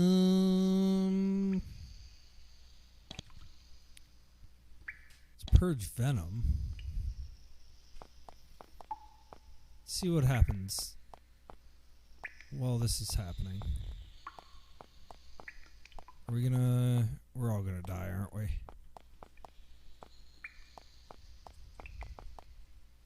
It's not where we need to go anyway. Can disease kill us? No, it seems not. It seems disease will take us to 0 hit points. And then that's that. So, quick heal. No big deal.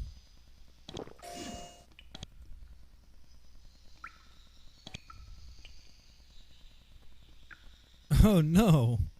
You can't use any of that because he's got rational mind. Well, that's not great.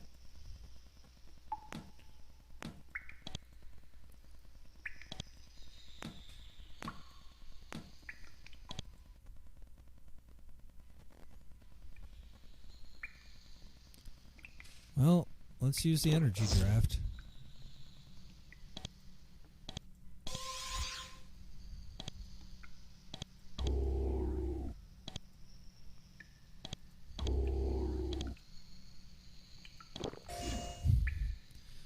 That's pretty funny.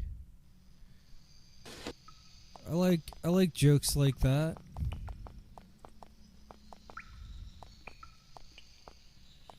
So I'm going to take the opening stone. Has to happen before those barriers drop.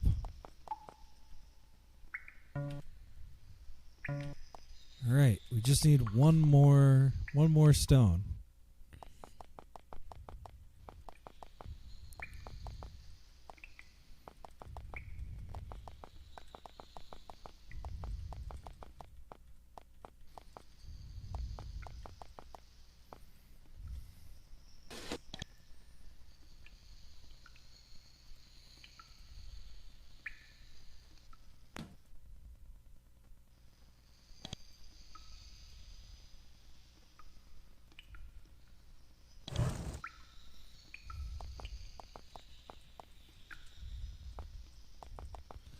So I'm just looking for the third stone. If I were a third stone, where would I be?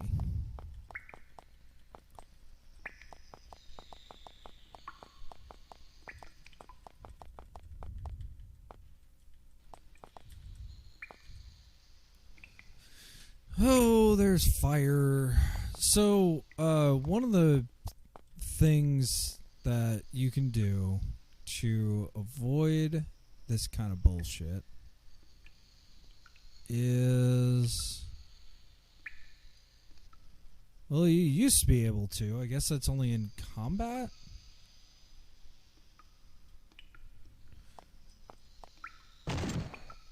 Oh boy, 25.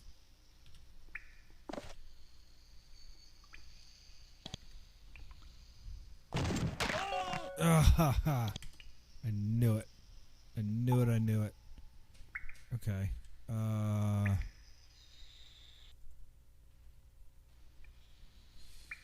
Well, no, that's switching places. There used to be a button. What if I go into fighting mode? And one PC.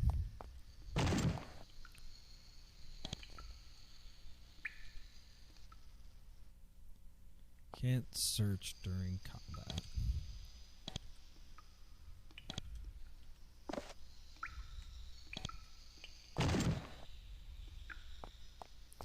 Alright, that worked.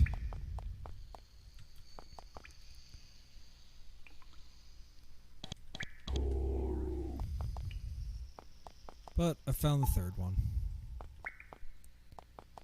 Thank you. Years and years of going through dungeons. And usually being utterly wrong about things. I'm not going to sit here and pretend like I know what I'm doing.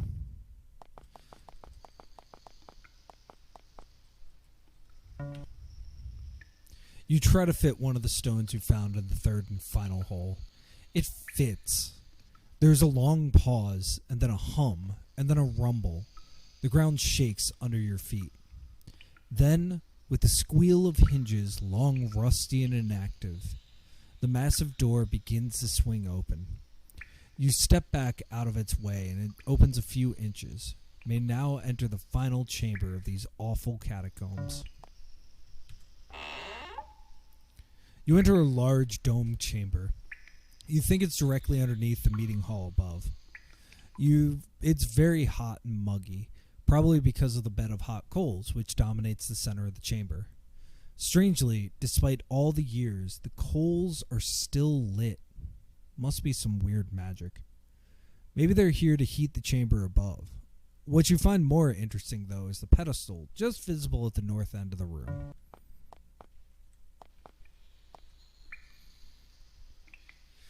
As you get close to the pedestal, you're able to see that there's something sitting on it.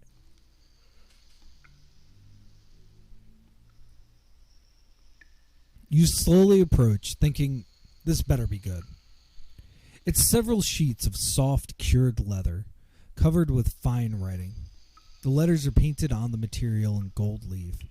It's an amazing work of illumination, done with a sure and steady hand.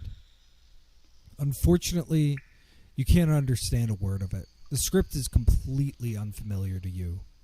You don't know what the scrolls are. Maybe they're a spell, maybe they're a contract, maybe they're just a funny story. Who knows? Still, all you can do is hope that the pages contain the information you were sent here to retrieve. Perhaps you should take them back to Shadow Valley for it. You carefully collect the pages and store them away. Now, all you need to do is get them back out. As you turn to leave, a voice stops you short. Not so fast, younglings. It's a voice of an ancient woman, withered and cold.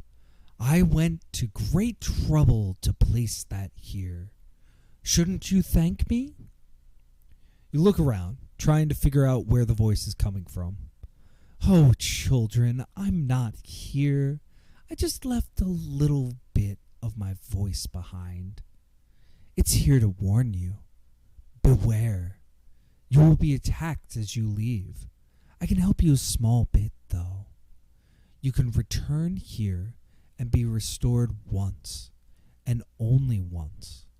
Now run, and don't make our faith in you be misplaced. The voice fades. The south, you hear growls. Or you just walk right into the fire. Wheel? What kind of growls are they? Oh, they're goblins. Let's go fuck up some goblins.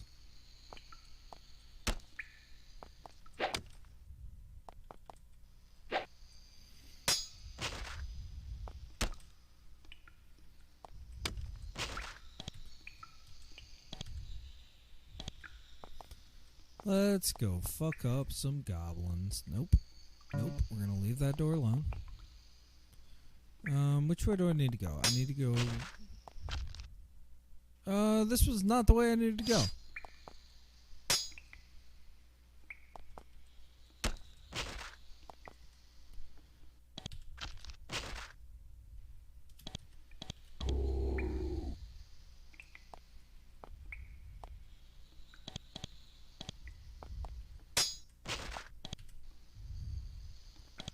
That was not the way I needed to go. Unless I'm going to jump down from there, and I'm absolutely not doing that.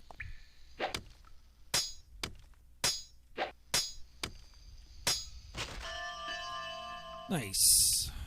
What do we got? Nothing.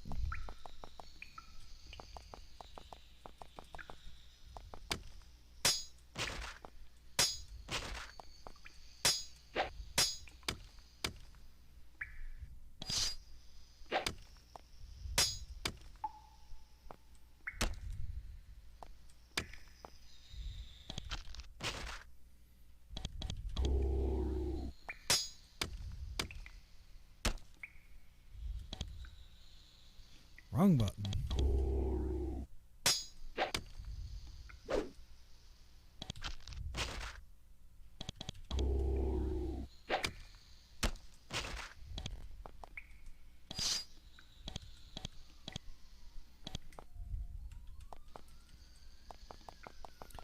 Really? It's still blocked? Alright, it's fine. Taking the long way home. Taking the long way home. Ow.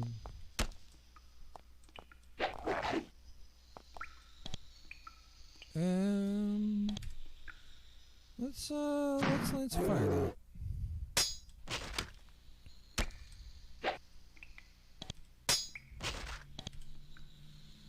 Very well. Do you have any healing? Buddy, you have no healing? What about you? Got a healing draft. Oh, we could first aid. I think that's what we're gonna do.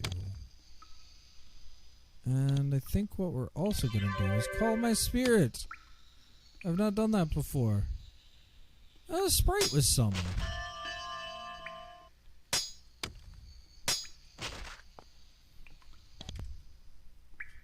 A restoration brew. I wonder what that does. 200 spell points and 150 points of healing. It is absolutely what we need. We can't talk to it. Darn. That seemed like a waste. Let's go.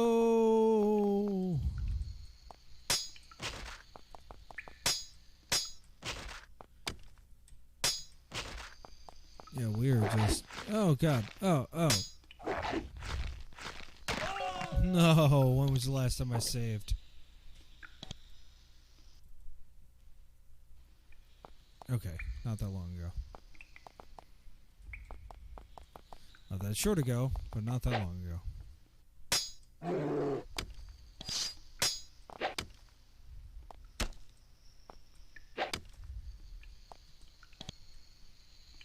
Let's battle rage him.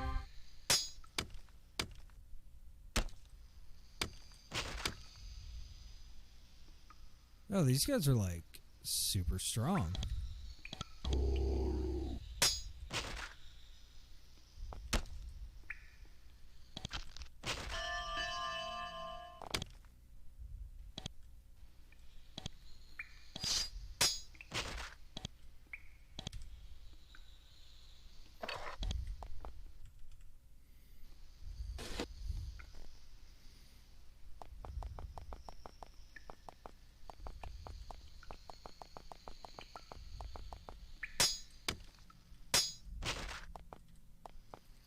Oh, fighting man.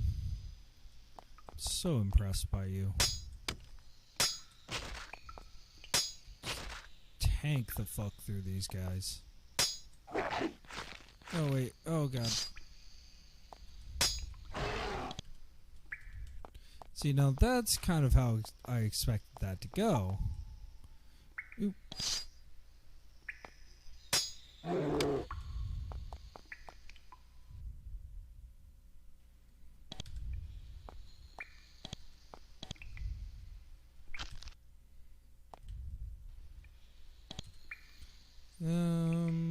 Let's battle rage.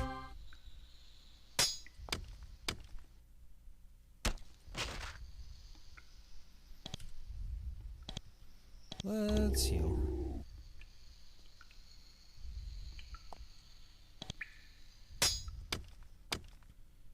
What am I? Grindle? A named guy? Oh, buddy, you're getting help. There we go. Grindle down.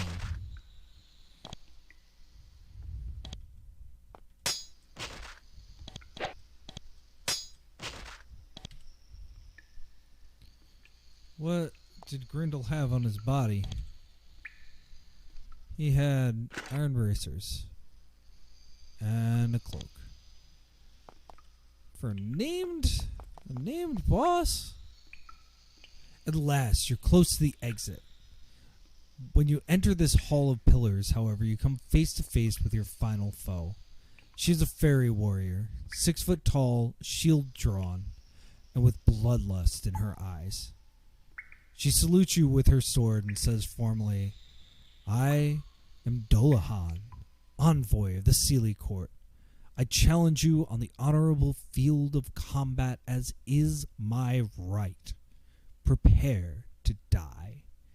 She assumes a fighting stance. Oh, but wait a minute. Honorable?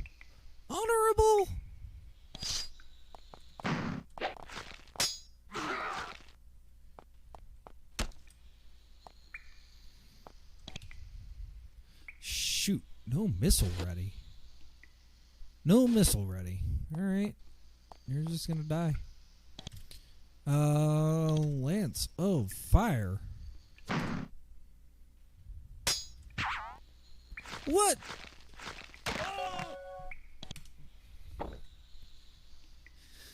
Oh boy, this is gonna be a fight, huh? Alright. Let's make sure everybody's got healing. Everybody feels good.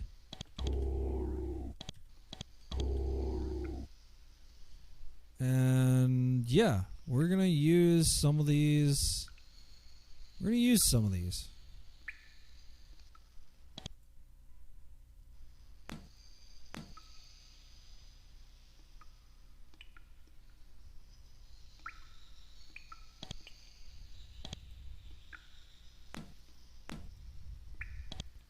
No, not all three.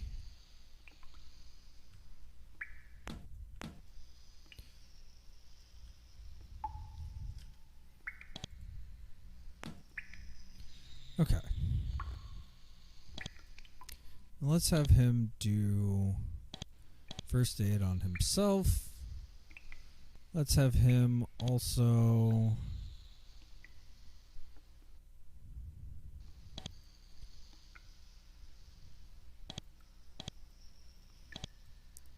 That's not true.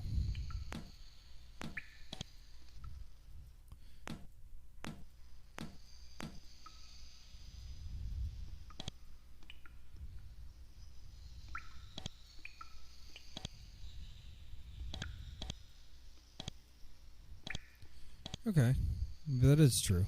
Maybe I don't have the things I need. That's fine. That's fine. No one said anything.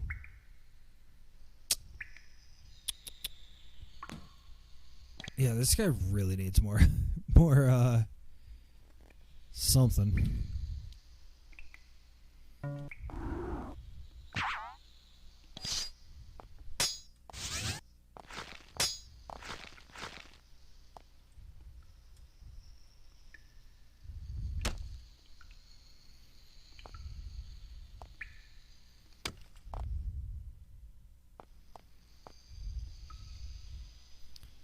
Well, let's do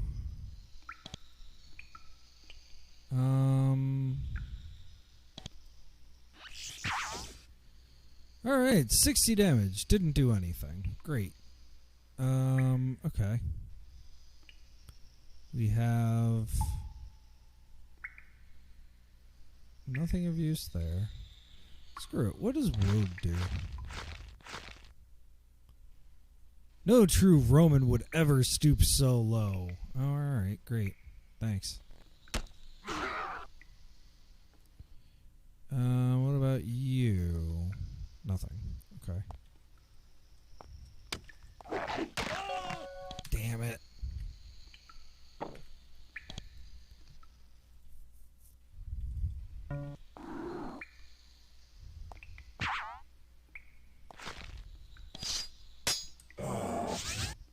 Oh, she did not like that.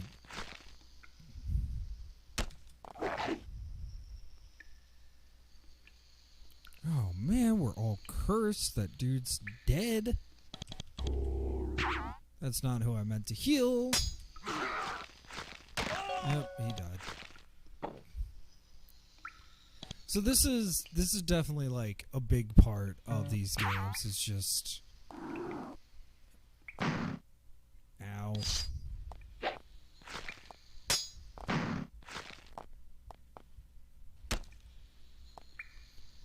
Like, people die pretty often.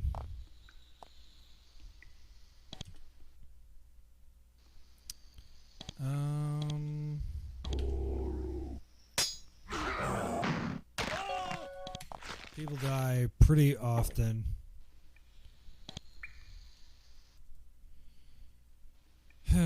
Okay. I'm not going about this necessarily the best way. Okay.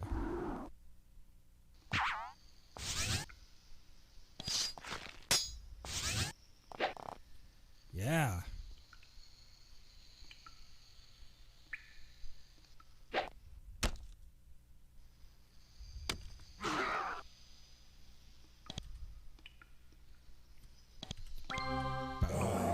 My dude. Hit the wrong button. It's all good. It is all good.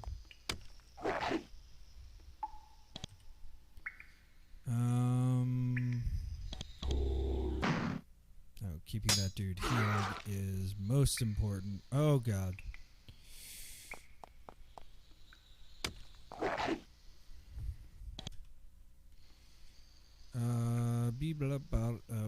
Mild healing on myself. And then Fighting Man. Hello, sir. Healing elixir.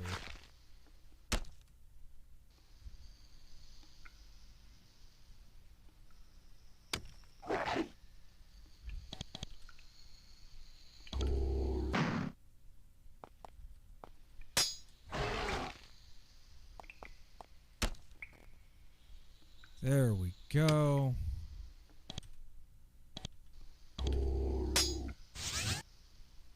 Oh, now she's cornered. Okay.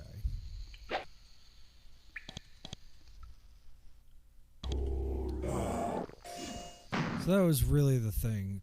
Dolahan sings an eerie song. You feel weaker. We're all cursed. Cover that, dude.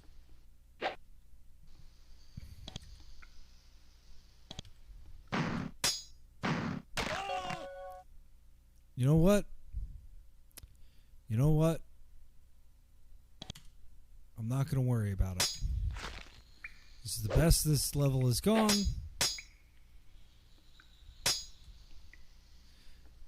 This is the sort of purely satisfying moment that only comes along once in a lifetime. The arrogant look on Dolahan's face is wiped away, replaced by fear and surprise. Surprise and fear. Fear and surprise. Replaced by two things. Fear and surprise. Then she dies. So much for the invulnerability of the fairies. Okie doke. Two of my people died.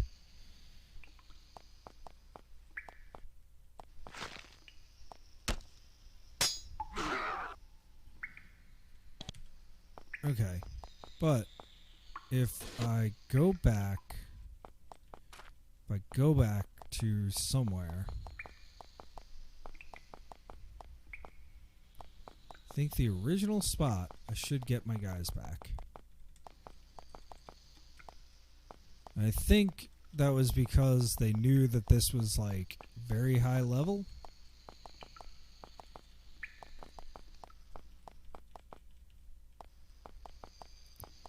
And a little overpowered for this. Because if there's anything that I know how it feels, it's when you design something. Are you ready to be healed? Yes. Fine then. There you are. Don't forget, the 3 crones have much more health for you. Fight well. No, it did not heal them. Alright. One last try. One last try.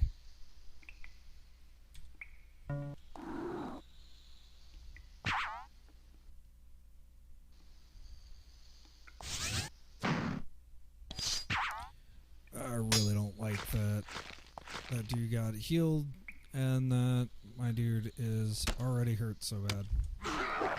Nice, nice, nice, nice. Mild healing on him. It's fine.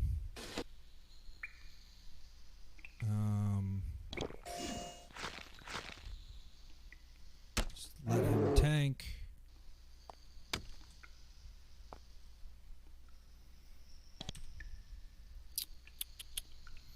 Battle rage on my main dude.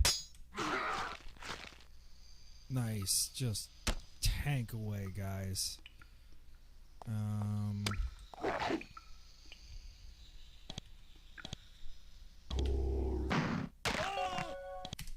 I can't afford that. So early in the battle. So, oh crap. Yep. Nice, but we got one down. But he instantly dies.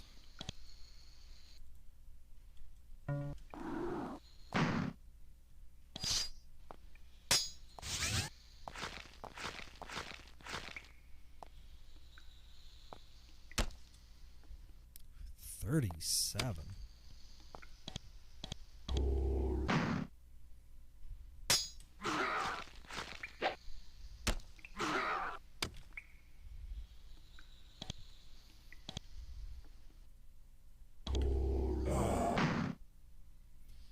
Everybody gets cursed. Okay.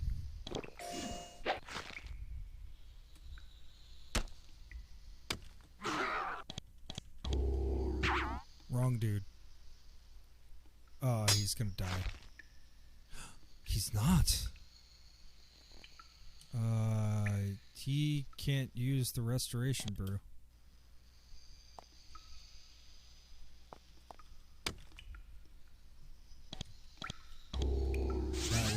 Really lucky. It's fine. Let him tank. Nice. Nice. C. Land some fire. B.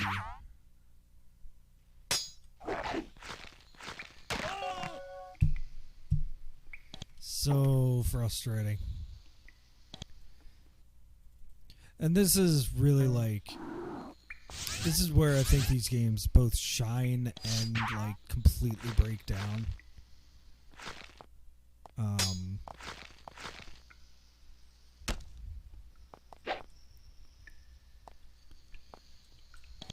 Much like Dungeons and Dragons, I feel. They're like,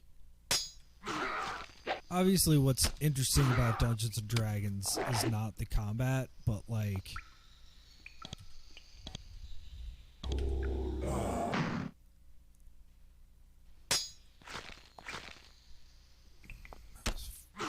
very close. Man,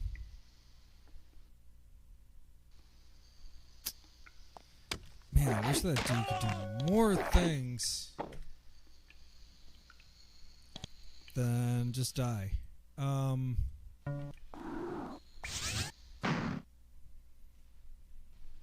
yeah, let's just start with somebody getting killed right off the bat.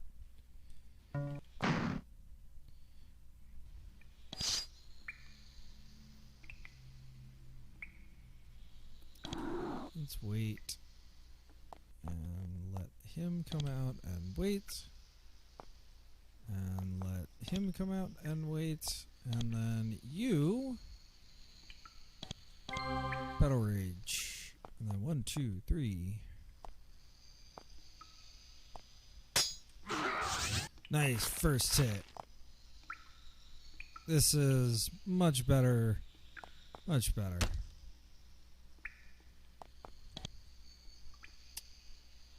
Finger keeps slipping, and I keep hitting wait, I'm sorry, defend instead of, well, instead of attack.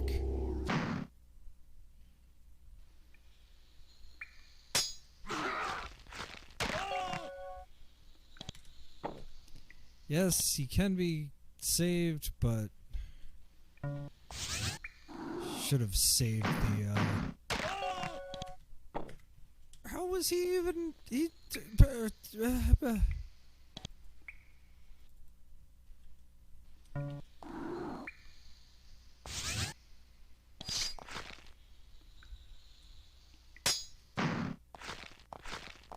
fine.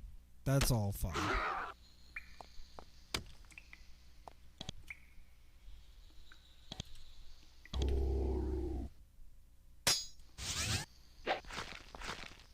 Unlucky. Just unlucky. But having a healer just sitting there healing, doing healer stuff, pretty good. Send this dude to die. Except not. Oh, but he is getting surrounded.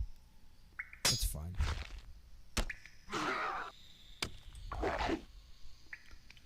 Alright, alright, alright.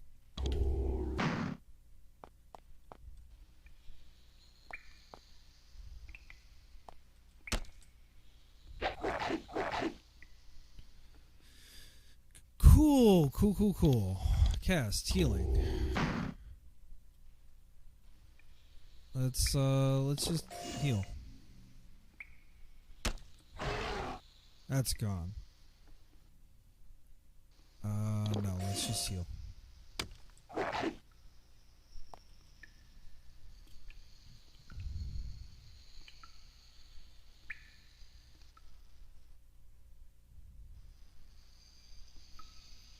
Let's do Ravaged Life again.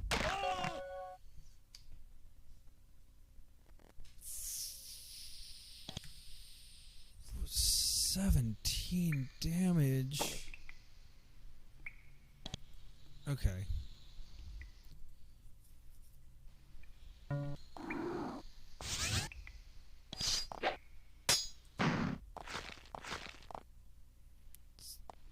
All totally fine.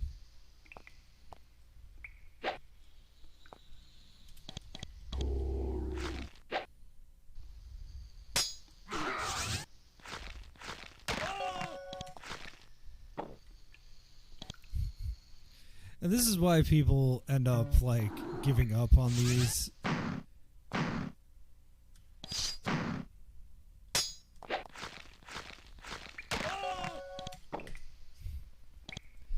Just in an infinite loop for the past 10 minutes of just dying. Except one time. Whoa! Whoa! You're really gonna get all the way up in there?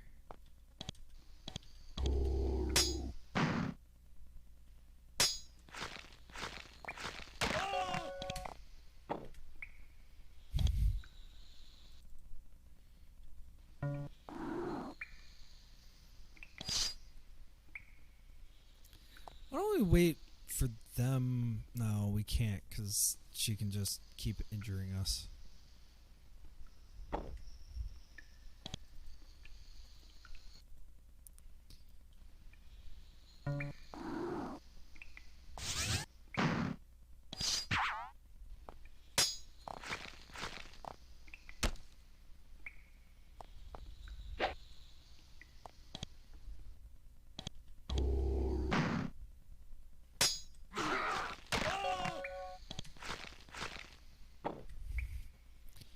I mean, it's just so funny to me that, like, you can just get rolled this badly after this whole thing.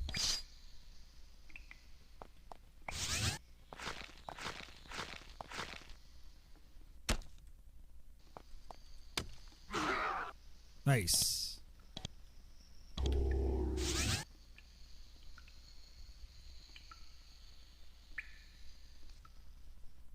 Part of me wants to do literally anything other than this.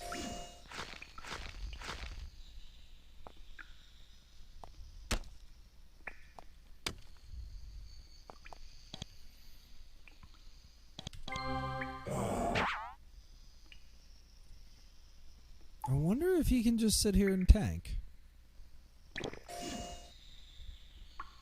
Whew.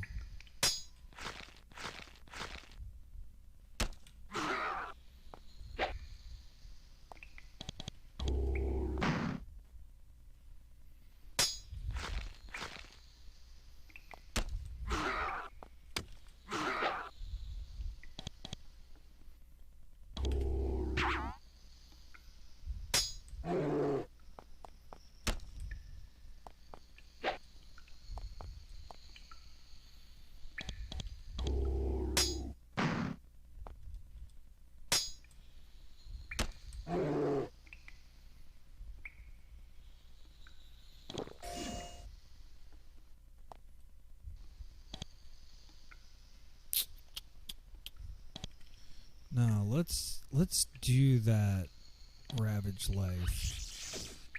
It does 50 end curses, and I still have time to do a mild healing.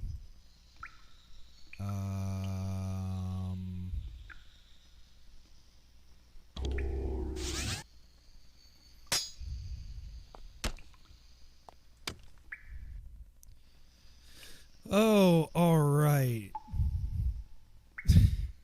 So, like, my strategy didn't change.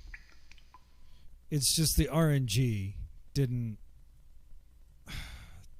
like completely mess with me. But you know what? I will take a cheap win.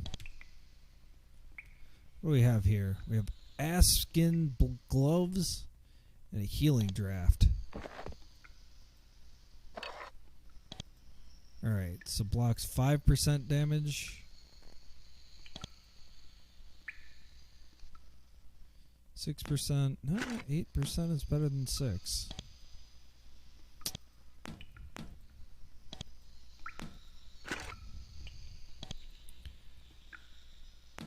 So, I mean, they weren't too dang pounds. Oh. Well, there you go, hippie. Oh, and I could have used the haste draft.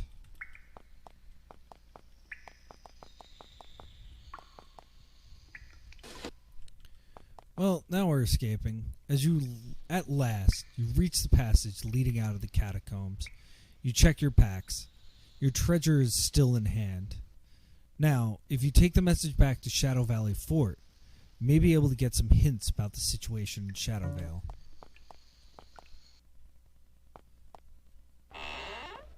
Yes, of course.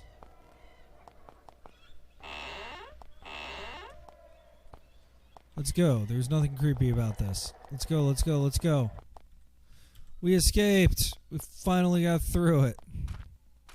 I don't know why I didn't come here before. I don't know if this was, like, not here or what. But no, I'm not going to go back to Shadow Valley Fort. Come on. I can go north. What do we have here? Yeah. Wait. Nethergate, north. As you approach this bridge, you know that there are several Britannian soldiers loitering on it. They're Brigantes, by the looks of them, probably from the village of Nethergate, which isn't far to the north. You approach proudly, standing tall, not wanting to look weak in front of a bunch of blue-painted savages. As you prepare to pass, however, something entirely unexpected happens. One of the soldiers stands up and blocks your way. Then the others get up and put their hands on their weapons. These ingrates not only aren't going to let you pass, but they seem prepared to fight you if you insist. You're stunned at their impertinence. Don't they know who runs this land? Still, may be necessary to fight them. You back away. I left. I'm not going to deal with this quite yet. You can fight them another day. As you move off, they notice that the guards on the bridge look very relieved. They obviously weren't prepared to die today. On the other hand, destroy them. Time to teach these fools a lesson. Give them a little one-on-one instruction about Roman glory. You draw your weapons and charge.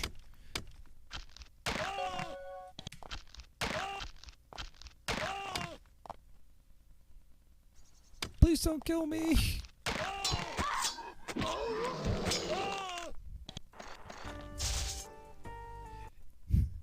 Okay. Well, no, changed my mind. Yeah, let's rough up some goblins.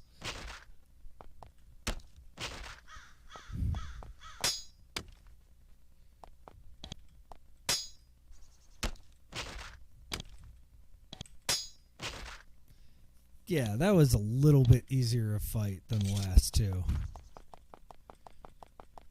But I mean, again, like, I've said this before, but, like, I love the idea that, like, yeah, you have a choice.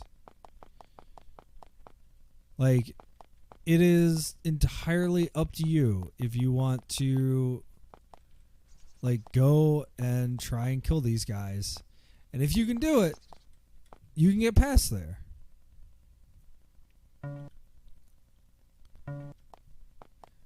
Alright, we need some kind of fly spell. There's a small patch of green plants with tiny flowers growing at the base of this dead tree. It's the only living plant you've seen in this wasteland. Unfortunately, you can't figure out what it is. We are not smart. This is a perennial problem in games. No. I want...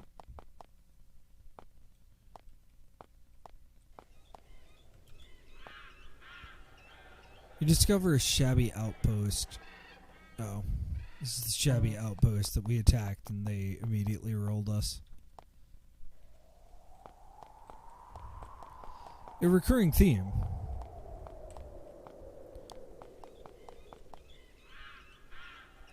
Your knowledge of woodscraft helps you notice that some little plant clusters here from the branches of a nearby oak tree or mistletoe.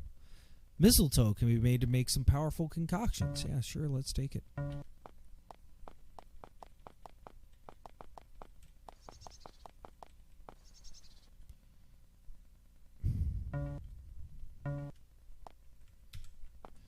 This is just annoying. Let's see if we can attack them. No, you shout. If you will not give us free passage, you must battle us to the death. Wait to see what their response is. They're stunned, amazed that anyone would dare stand up to them. For a moment, they aren't sure what to do. Then, they figure it out. They call their relatives out from under the bridge, pull out their weapons, and lumber forward to attack. Fomorians? Oh, I don't know if I really wanted to do this.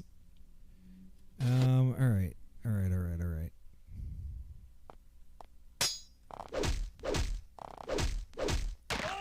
Well, they don't do terribly much damage. No, I'm not trying to actually win this at this point. I just kind of want to see what some of this stuff does. Oh, nifty.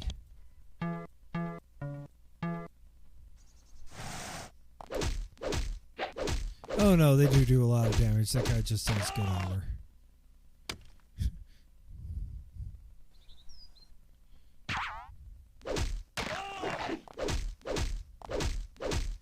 Ooh, All beast looks valuable. That dude has, like, way more health than I do.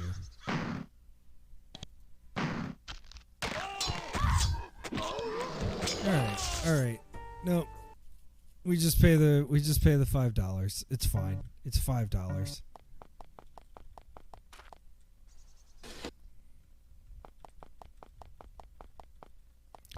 I do wish I could find, like, is it this? No, I mean,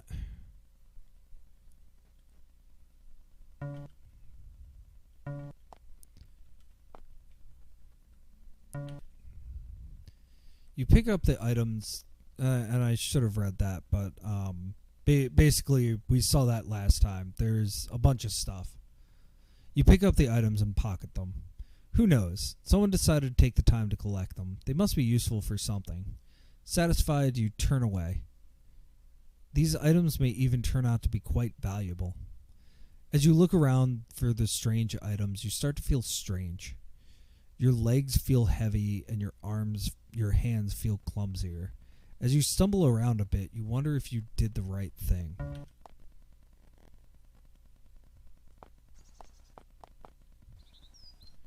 What did that do? Oh, it just yeah, no dex. Just dropped all of my dexterity to 1. Well, it didn't kill me, so I'm gonna live with it, but that sucks. The valley wall here is honeycombed with tunnel entrances, some of them natural, some burrowed by animals, some burrowed by larger creatures with metal tools. You poke around in the tunnels for a while, but find nothing of interest.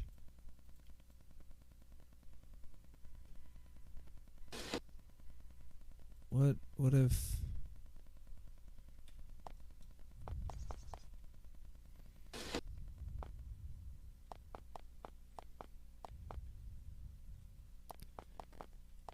so close yet so far. I do kind of just want to die and get this over with.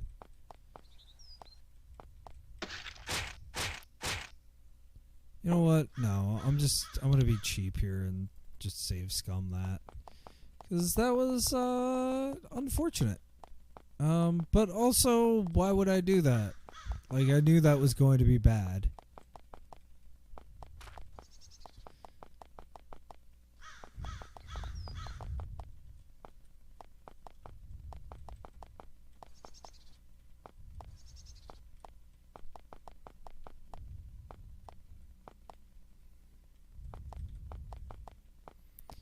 I was really shoot.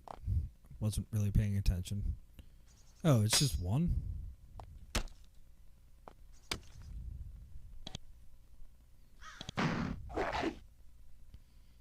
And no poison. Great. Yeah, poison's probably the most common bad thing, and it just takes your health every step. I just don't want to deal with it. So I like that the starting party gives you a way to deal with it, because sometimes you don't have a way to deal with it. You're like dying all the time from stupid things like snakes.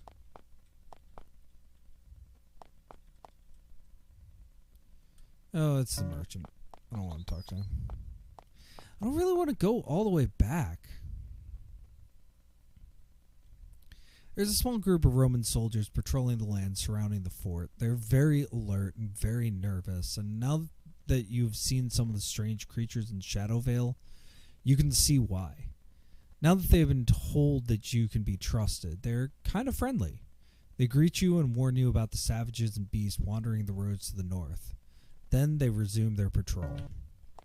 Actually, I don't want to go this way. I don't want to go this way at all. You know where I want to go?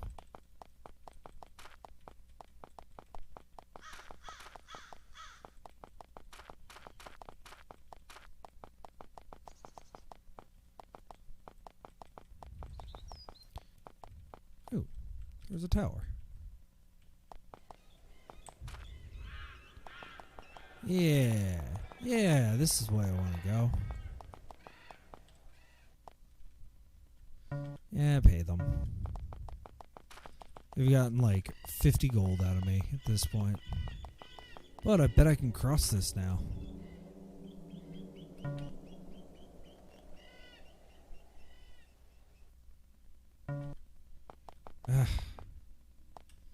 No, it's not letting me. Okay. Because I feel like that's where at least some of the things are. Like the temple that I'm looking for.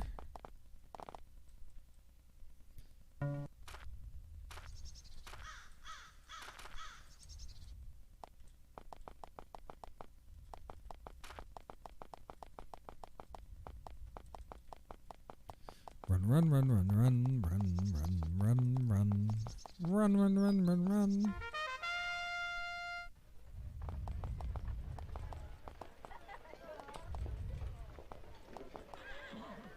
Great Augustus, don't let me drop. Love that dude. Oh, this is Commander's quarters. That's the wrong place. Here we are.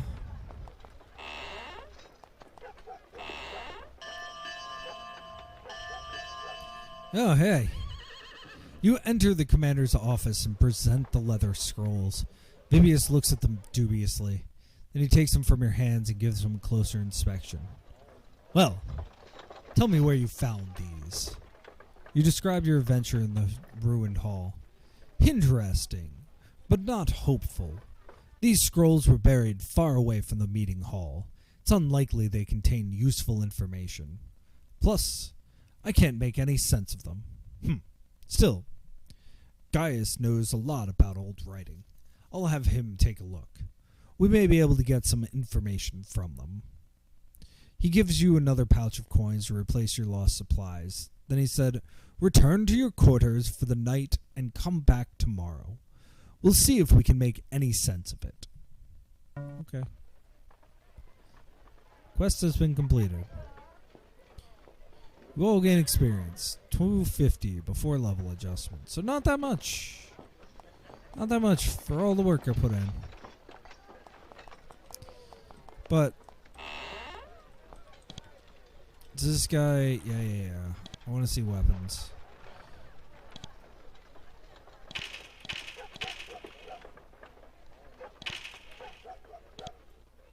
That is too heavy. That is fine. 12 is better than nothing. Actually, I can sell some of this vendor trash.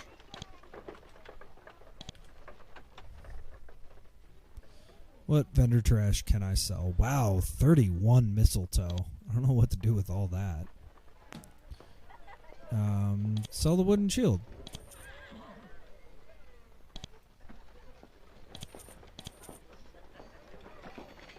I don't know what to do with that.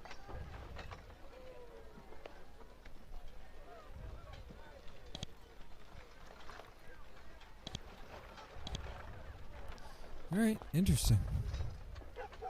I'm gonna leave that alone and not be evil.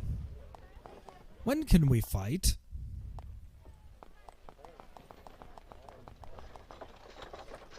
I don't know, buddy.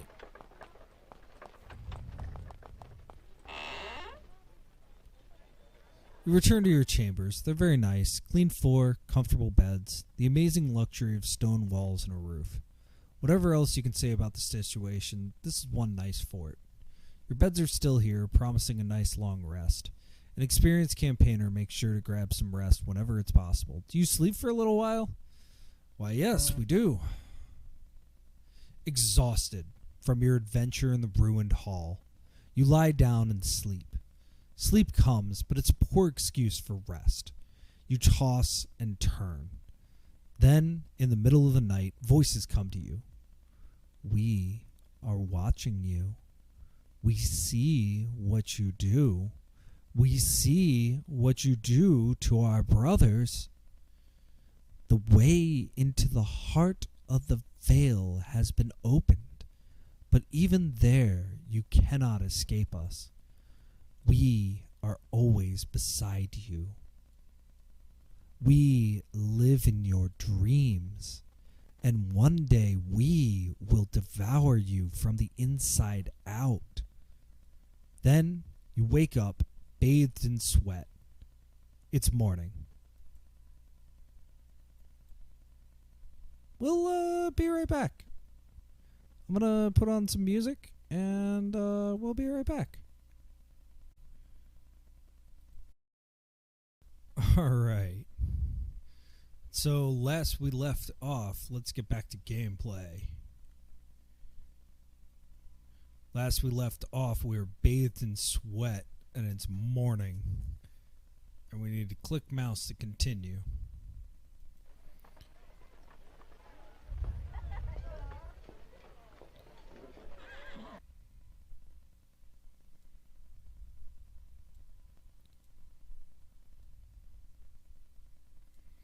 So, okay. Let's figure out what the heck is going on. I think we should say hi to Gaius. And then we can continue on.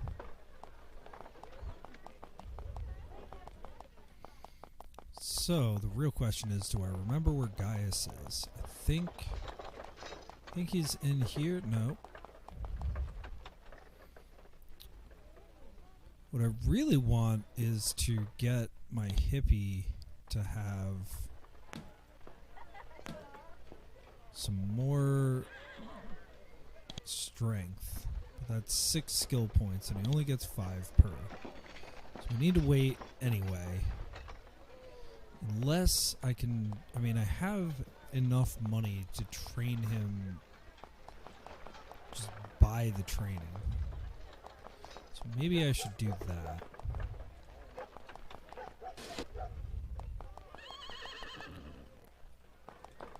So I'm gonna go that way. Who needs a password? I do? I could use a password. It's not. Training room. Train. No, I can't train that.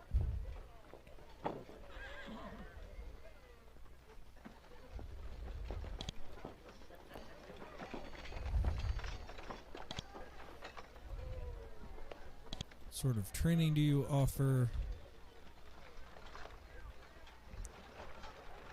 You will pay for lore. You can understand the writing. No, but Gaius can. That's nice. Who's Gaius? I don't know. Alright. Need more training. That's Decimus. I don't need to talk to Decimus. You return to the commander's office. Well, yesterday he looked dejected. Today he looks positively ecstatic. We've managed to understand some of the scrolls. Not much, but enough to understand what's going on. I shouldn't be pleased. It's a terrifying message. Still, we've finally managed to make some progress. It's a contract between the creatures of the valley and the village of Nethergate. The local natives are working for the fairies. This explains a lot, such as why they've been so hostile to us. They're trying to recover 3 items for them in return for something awful happening to us. We've only managed to translate some of the scrolls, enough to know what the first item they're supposed to recover is. We're going to get to it first. You need to go to a place called the Vaults of Goagnar and find something called the Skull of Stone. It's in the northwestern corner of the Vale. We don't know what this place is or who lives there. However, getting these items before the Brigantes do is the only way we can keep them from completing the terms of their contract. Go there, and good luck to you.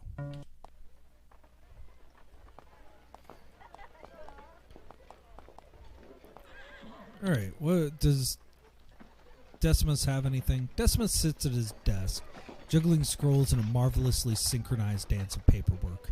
His mastery of logistics gives you a warm feeling in his chest. This order in efficiency truly is what separates you from the savages. Can you help with my mission?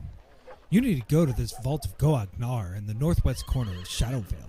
Recently we had a prisoner from Nethergate who mentioned something about this vault. It's full of creatures, which the locals have great superstitious fear of. The creatures hate the Britannians, a feeling which is very mutual. You may want to speak with them. They may help you. We do, after all, have a mutual enemy. What is known about the creatures? The prisoner who told us all this called the creatures Fomorians. They're some sort of horrible beast from ages past. And in any other circumstances, I would think it was mere superstition. Here, I'm not so sure. That's all for now.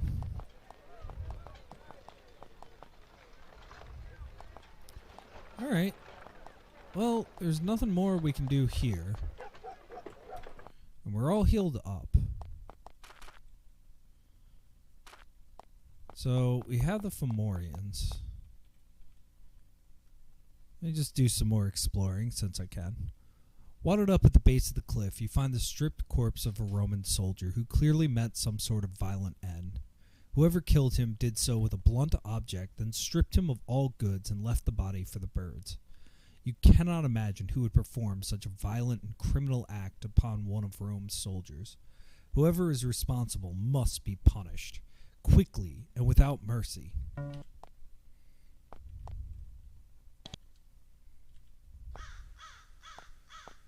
Caw. Caw.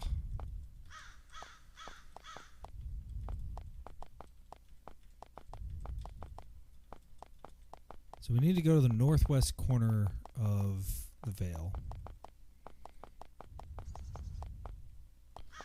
So this is southeastern Vale. Let's explore this out, though. We have not really gone anywhere here. We have... Well... We have some spiders. Between two nearby trees, you see a spider busily building a web. Normally this wouldn't be unusual. However, in this case, the trees are 20 feet apart, and the spider in question is the size of a large pony. As you watch it, it notices you. It turns its beady eyes towards you, looks you over, shrugs, and goes back to building its impressively large web. Even if it's hungry, you obviously aren't the sort of prey it's after. It seems peaceful. Still, you could attack it if you wanted. No. Just watch it.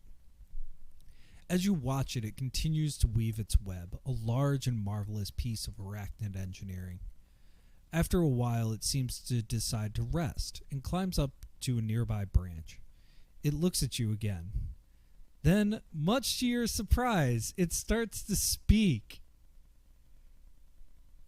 Its voice is cheery and high-pitched. Pretty neat, huh? I'm the bestest web builder in the whole forest, huh? You're too surprised to respond. You like webs, huh? That makes you pretty smart for people. A bunch of us live near here. It points to the northwest. We have lots and lots of really neat webs. You should have a look. Having said that, it returns to work. Thank God. Okay. So I said this in the last time that we started playing, that my literal favorite thing from Exile is the talking insects. It's just the best. The happy, friendly talking spiders. I mean, it's a great callback. It's easily, like, no shame, my favorite thing in these games. And I missed that because I hit one quickly, but it said that the forest is notable for the amount of spiders. And we found the spider thing. You stare in awe at the structure in front of you. It's a massive labyrinth with walls almost 20 feet high. However, the walls are not built of stone, but of spiderweb. Sheets of the strong, light material are strung between massive oaks.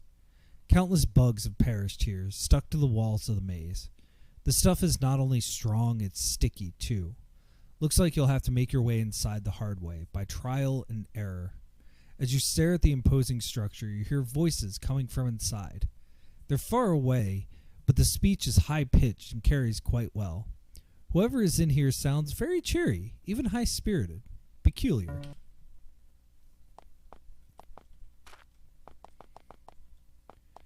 Oh, it's like a literal maze. Oh, there's stuff up there, though.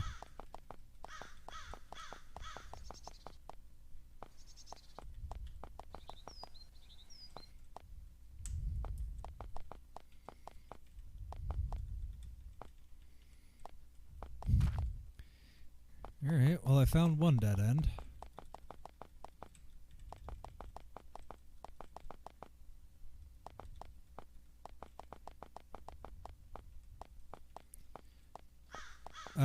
I am just smiling broadly. I cannot wait. I love the little... Like, these are easily my favorite thing. And among the side quests that I could have found, it's a nice one to pop back in. You finally make your way into the chamber all this mage is here to protect, the lair. These chambers are where the spiders who built this place live. You start to prepare for a fight, but then you realize it may not be necessary. Looking to the south, you see several dozen spiders, most about the size of small ponies, carrying out their daily business, weaving webs, caring for their young, resting. All of this is peculiar enough. However, all the spiders are also talking to each other in cheery, chirpy, high-pitched voices. It's hard to concentrate with all the spiders constantly saying, "Hi!" and "Neat!" and "Seen any flies?" A spider guard posted to the south is watching you. It's baring its fangs at you in a demoralized, worried sort of way. Doesn't seem to want to fight. The other spiders aren't paying much attention. Yet. Well, let's talk to it. This spider is fairly large and burly, whatever that word means when applied to a spider, and its body has the scars of many battles. It's standing guard by the entrance, although it doesn't seem to have any problem with you being there. "Hi, I'm Spider. The chief spider put me out here to guard against bad people, so I hope you aren't one." Even though it's a tough-looking creature, it still has the high-pitched, cheery spider voice. "What sort of spider are you?" "I am the guard spider, a fierce, big warrior." As it says this, it bares its fangs, which are big and impressive indeed. "So don't be trying stuff, or I will devour you utterly." "What do you think of us humans?" "Humans are cute and neat. I can't tell them apart. I like them. That's why I'm sad when I have to eat the nasty ones." "Can you tell what sort of human I am?" Tries to concentrate for a moment. It's rather cute. "I know you have people called Romans and people called, not Romans. Yeah, I don't know if there's a difference, but I don't care as long as you aren't nasty." "You eat nasty humans?" It giggles. "Oh, we don't eat humans. Humans are nice. We just wrap up humans who bug us in webs and drag them out into the woods. You should see the looks on their faces." Suddenly, something occurs to it. "I'm sure they get out of the webs later, somehow. I mean, if nobody let them out, it might end up sad." As you enter, the spider's chattering continues unabated. It's not that they don't notice you. They do. You constantly see them taking quick peeks at you. However, their high spirits are too overwhelming to let you bother them that much. As you watch, however, you notice that their friendliness is not without limits. Certain spiders seem to be trying hard to avoid others. You have to concentrate to notice it, but there is a distinct tension present in the lair. "Look, a bug." "Yum." What's this dude doing? This is a very stern-looking spider. All business. She raises her forelegs as you approach and doesn't budge an inch. "I'm Spider. You should go away from here. You're scary." "What sort of spider are you?" I'm the guard for the eggs. They're very precious. I can't let anything near them or else. Why are they precious? Eggs are just like baby spiders, it chirps. Well, except they move around a lot less. What are you guarding against? I don't let anyone who could be bad near the baby spider eggs. Not even people as cute as you. There's a lot less babies now, so we watch the eggs every chance we get. Why are there fewer babies? There hasn't been much mating going on for a long time. The male spiders are all scared of us. Plus, there was little mating during the Great Journey. What Great Journey? Oh, you should ask Spider about the Great Journey. She'll tell you all about it. It was long and scary. Why are the males scared of you? Oh, I don't pay much attention to all that arguing. Mating. Not mating. Eating males. Not eating males. I can't worry about that. I have eggs to guard. Whee!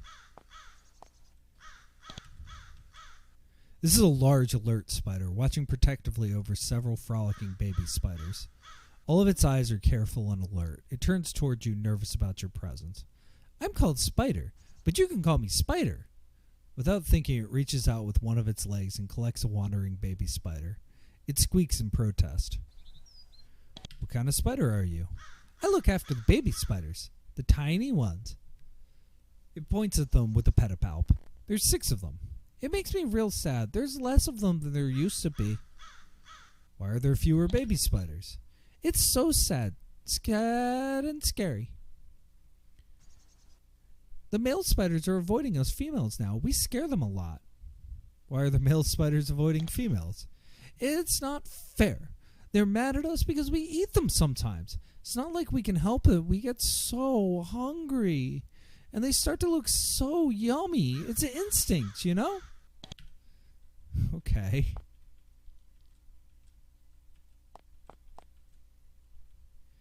The air here is thick and moist and reeks of rotting plants. There's several shallow pools here filled with compost and clusters of insect eggs. Mosquitoes the size of your thumb start to nip at you. The spiders must be growing a bit of their own food. You're cute.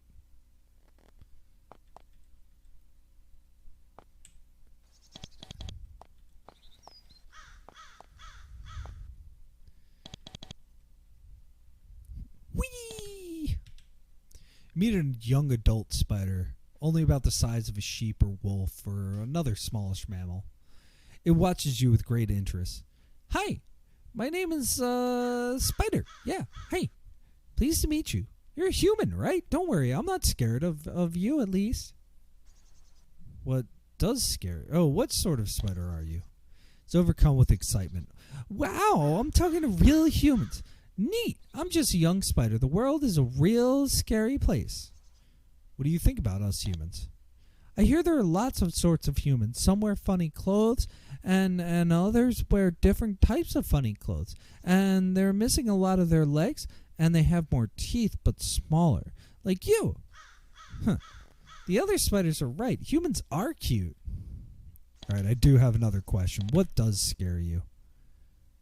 We have to hunt for bugs all the time, or we get hungry, and big, nasty spiders are around. And then someday, if I get big, and I'll have to find a mate, and she'll try to devour me. It shakes its head. Some days I just want to be a teeny spider again. Tell me... Now I'm curious. Okay, how do you hunt? Bugs are fast and smart, so we have to make big webs to cover them. But making webs is hard. I always get tangled up. Tell me more about the nasty spiders. They're huge, and their fangs are even bigger than ours, and they lurk in the shadows and hunt us, and don't want to talk or hug or anything. It thinks, you know, it would be nice if all bug kind could get along and be kind and work together for a common cause, except, of course, for the bugs we like to eat. Yum. Do male spiders really get devoured by females? That's what I hear. Sometimes female spiders get real hungry and they try to eat us. It's no fair. They already live lots longer than us. Well, at least that's what I hear.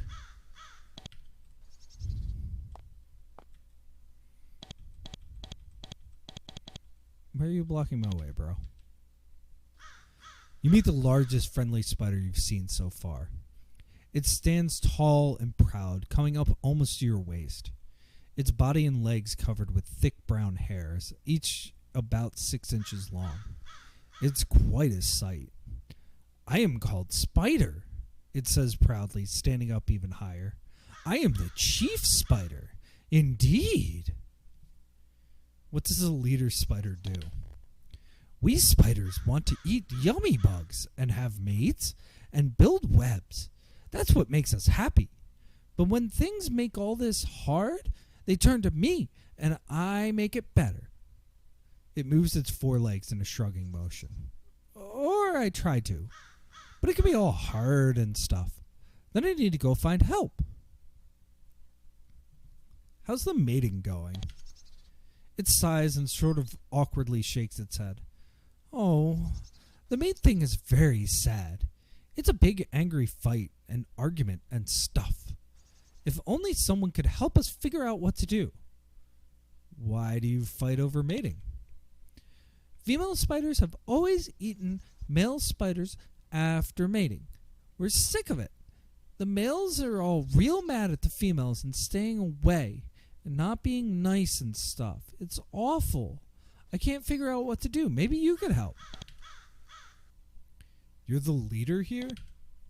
I am. I lead us. It's really hard. Why is it hard? Being in charge is real tough. It thinks and then continues in its high, cheery voice. Hey, you're big, tough humans, huh? Maybe you could help us. There'd be a reward. Sure, I'll help you.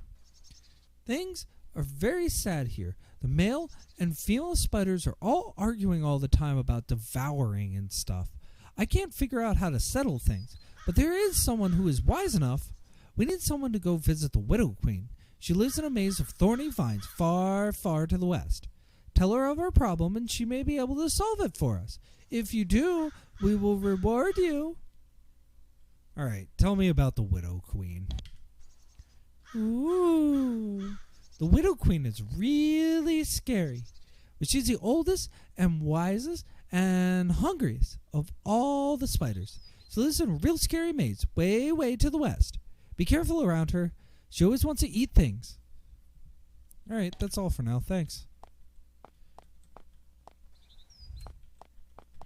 Nice. So I found the spiders. I'm happy. I did not know that there were spiders in this game, and so I am now in completely unknown territory on this game.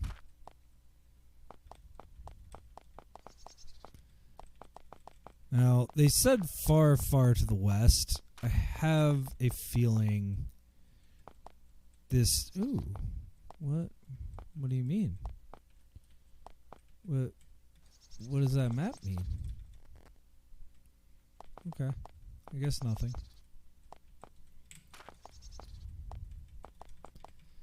So I needed to go to the west. I can do that. I can go to the west. West would be north, east, south, west. West is this way.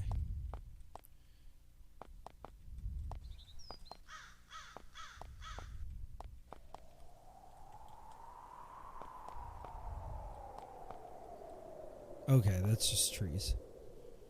No, I don't want to just fight random monsters right now.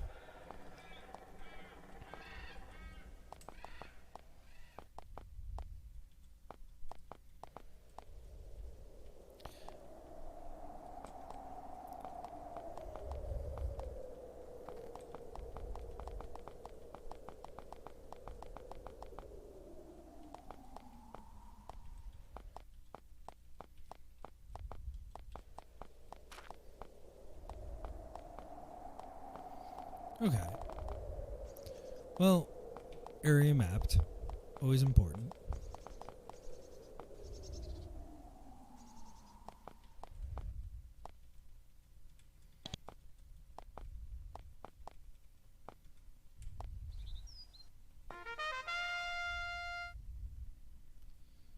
Oh, this is the burial glen.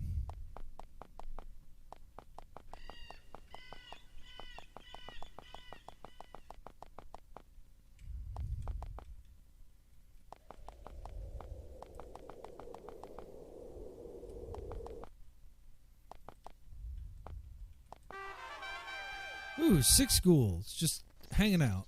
Great.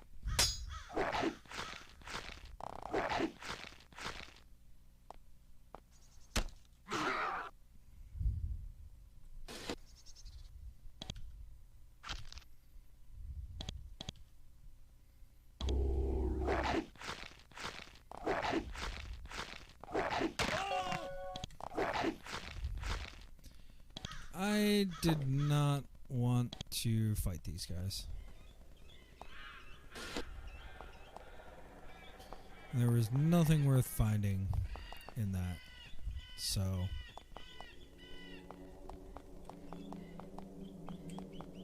I'm just gonna go this way, because I want to keep going west. Shit. Well, at least they're just wolves.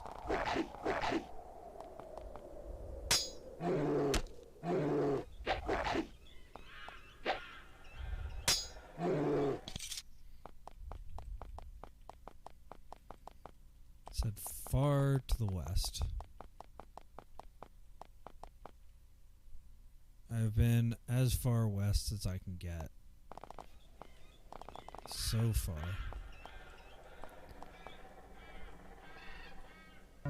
Pay them.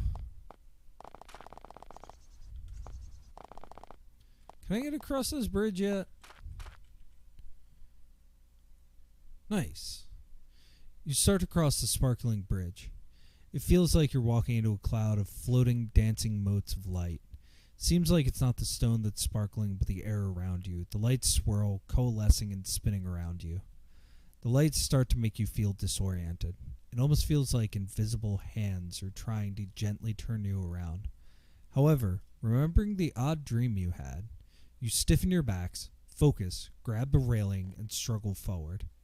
Finally, the bits of light start to fade. The motes of light sink back into the stone where they belong. Your mind clears. You can cross the bridge safely now. Alright, new area.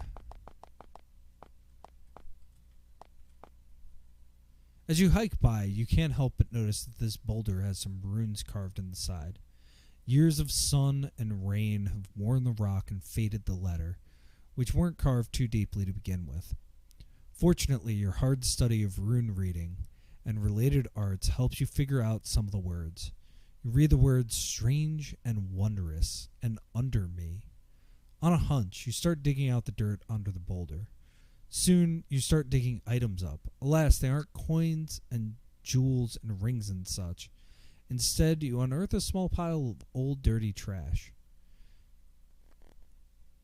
You dig a bit more, but find no treasure. Just this junk.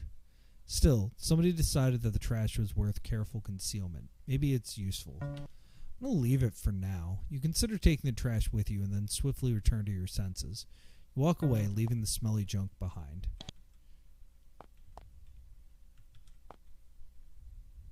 Let's take it. Let's see what happens. You gather up the trash and, wincing at the smell, put it all in your pack. The path of adventurers sometimes takes some bizarre turns. Fighting Man gets Silax exuberant trash. What is that?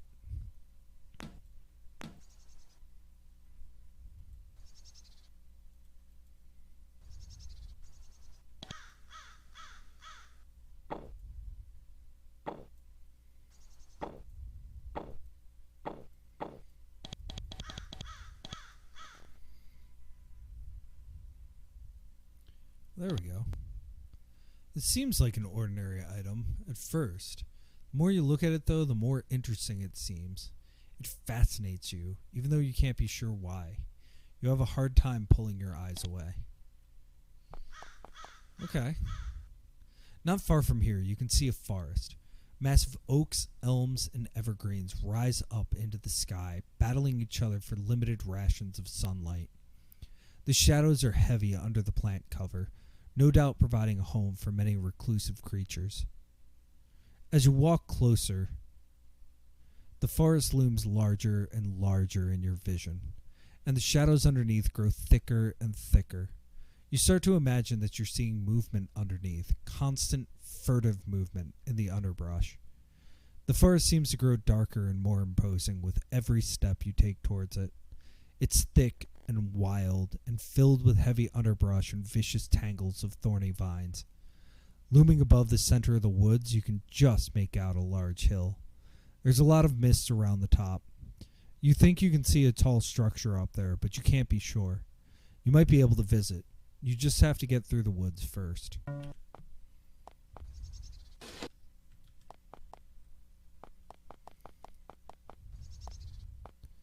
So this is the Black Fang Woods.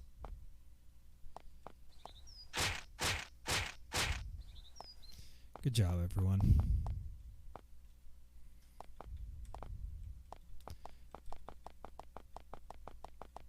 I don't know if I want to go that way, though. Kind of want to go south. For a while. Just get this all mapped out. And that's a big part of these games, of course, is like mapping stuff out. See, there's this trash. There's several piles of old rotting trash and bones here. The bones come from many sort of creatures, some of them humanoid. Do you search? Of course. At first, you think that the thing under the rotting skins was a bone. Then you realize that it's a scroll tube. It has a scroll inside. You take it. He does not need call spirit. Hippie does.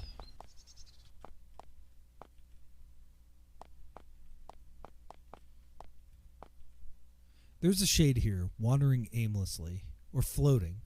You aren't sure. It seems so weak and insubstantial that the wind is carrying it along. This must be one of the lost ghosts the spirit warrior was telling you about. You start to shout at it, trying to give it directions back to its protector.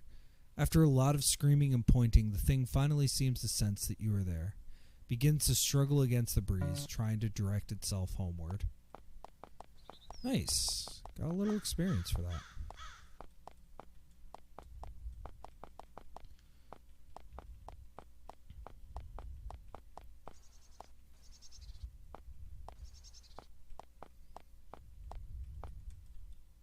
You notice a small, brown, leathery sprite. It's sitting pertly atop a tall toadstool, watching you with interest. It laughs shrilly. Hey, you! We've been seeing you walking around. You want some help? You give me 50 coins and I give you help. What do you say? Yeah, 50 coins is nothing. You give the sprite 50 coins worth of goods. It's surprisingly strong. It manages to carry all of it in its spindly arms. Then it says, I know of a dryad. Her name is Shani. She can help you a lot. It points to the northeast. North to the road, then west. Stand in the middle of the 4 stones. Walk due north, keep walking into the nasty woods. When you can't go anymore, wait for Shani. Then it laughs, flaps its wings, and carries its new goods away. So, I just used the record function. This puts things in the journal. So it is day 8, which is nice. But yeah, in case I ever need any information, it just puts things in the journal. Just a lone tree. There we go. Several sprites are sitting in the branches of these dead trees. You've gotten so used to the annoying little things flying overhead that you've started to ignore them. These, however, are not friendly sprites. Instead of the usual brown or green, they're gray. And instead of laughing at you and flying away, they decide to harass you instead. Oh, boy. Let's wait and see how bad this is. Oh, this is kind of not great. Oh, they take a lot of damage. Okay.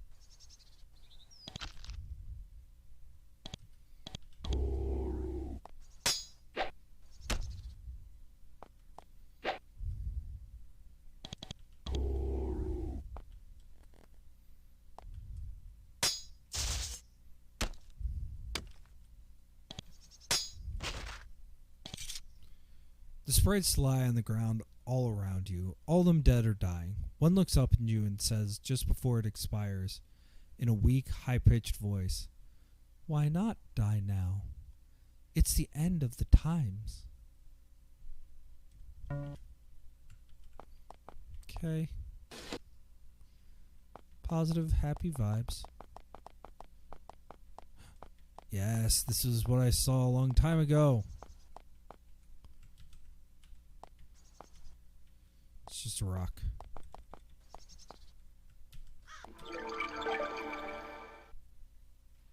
The circle warrens. Here we are. Torch. Very useful.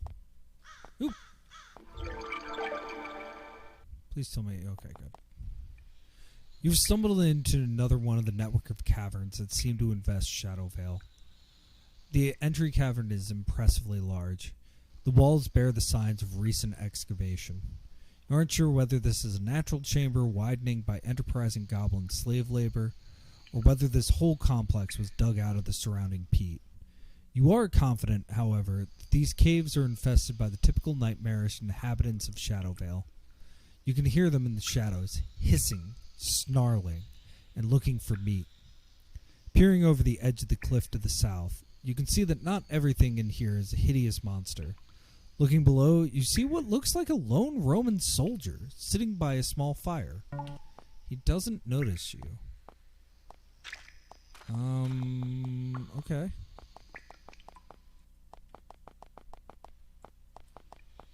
Lone Roman soldier? Hello, friend.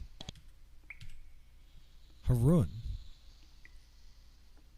Huh.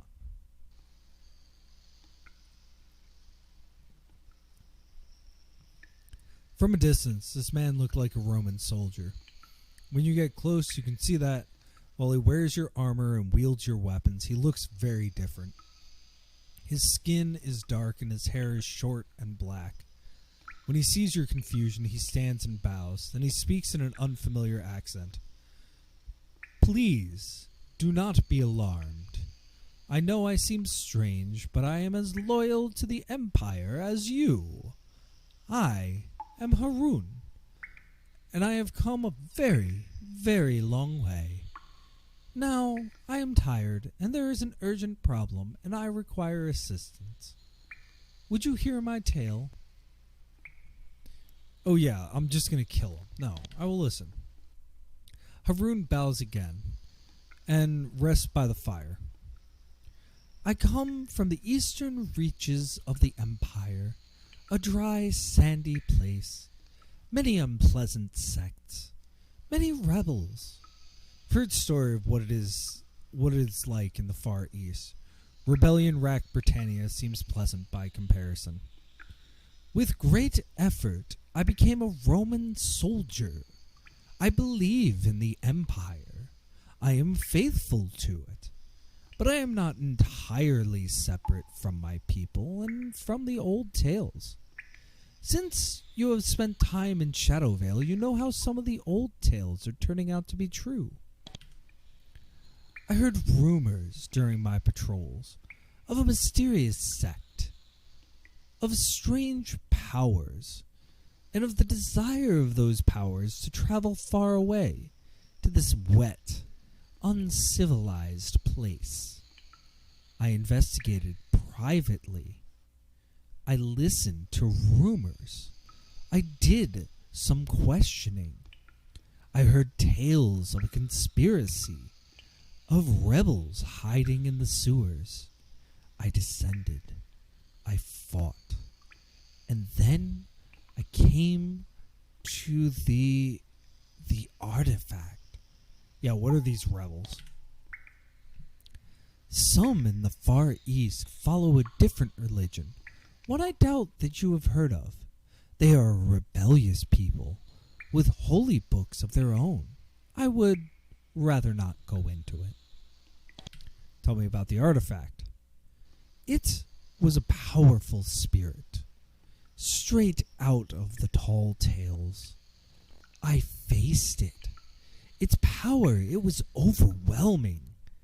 It told me of itself and of its desire to come here.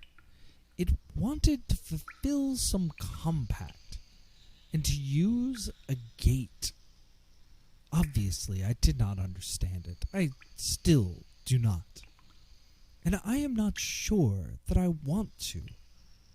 But, in the end, it convinced me that it needed to be brought here. So instead of leaving the job to rebels and incompetents, I undertook the task myself. And you walked all the way here? Yes. He shakes his head. He looks very tired. It was a dangerous journey, but full of wonders. I saw Gaul. I saw Rome itself. But when I reached Shadowvale at last, I made my first mistake. I met a Roman patrol, led by Titus Vorenus, curse his name. I was half dead from fatigue and hunger, and I told him more than I should have. They saw their opportunity. Titus seized the artifact, and he and his companions deserted with it. They had dealt with the forces here long enough to see the power that a greedy, unscrupulous person could obtain. And the artifact that I bore contained more than enough for the likes of them. I tracked Titus and the others here. I've camped outside his lair, trying to find a way to reach him before he tapped the power of the artifact and the entity attached to it. And I have waiting for someone with the wisdom to see what needs to be done and to aid me. I need your help, and the Empire needs it. Titus must be stopped before he attains the power he seeks. I want to know more about this artifact. And I cannot say more. I made that mistake once already, and I lost it. All I can say is that it must be returned to me, so that it can be taken to its destination. It is too dangerous to be allowed to remain in the hands of our kind. What will be done with it? I am not entirely sure. It will be taken far away. That is all I know. So far that we will never find it again. Yeah, I have another question. What exactly do you want of me? Titus Vorenus is holed up in these caves. He has the artifact. He has the creature that is attached to it. He is extracting power from the creature.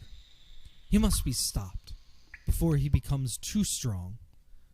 Find your way to him, kill him, and bring the artifact to me. How do I know that you won't abuse the artifact? Haroon laughs bitterly. If I were not true, why would I have undertaken the journey that I did? Left my home, my family, my love. He shakes his head. I am true. I only hope that the creature is true and the reward it offered. Any advice on how to reach Titus? He has created powerful defenders for himself, but he is untested in his powers, and he was sloppy. You may be able to find a way to weaken them before you approach them. This might be too high level for me. We'll find out. Extracting power? That is rather vague. It is strange, I know, but the creature, for all its might, is bound to our kind. It's part of its nature that it must serve us, if we can find the right way to request its aid. Titus Vorenus is slowly learning how to command the creature. Every day that passes, his mastery increases. That's all for now, thanks. Some trash falls out of your pack. Okay. Just like, I just pooped some trash. This box is held shut by a small, delicate padlock etched with the number 3. It looks like it'd be easy to pick or break. It turns out to be able to stubbornly resist all your efforts to open it. You don't have a key that unlocks it either. Eventually, you give up. Oh, great. So I'm just like straight up pooping. Great.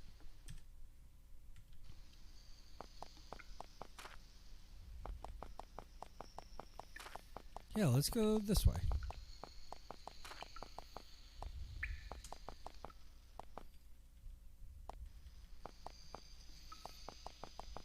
Okay. Whoa, whoa. Arania?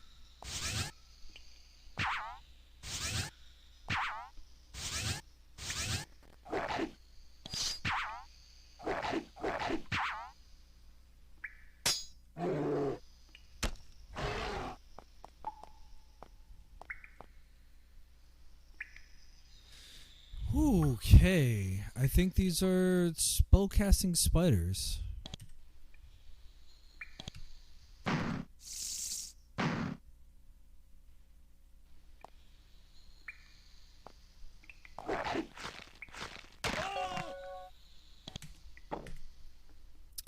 Yeah, I'm going to say this is a little too high level for me, and I will come back. Some trash falls out of my pack. I'm so fascinated by this.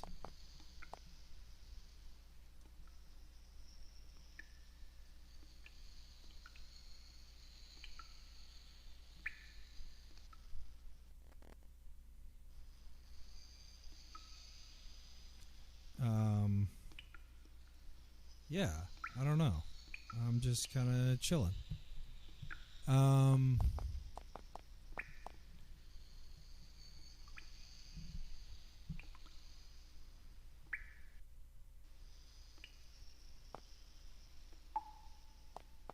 Cool.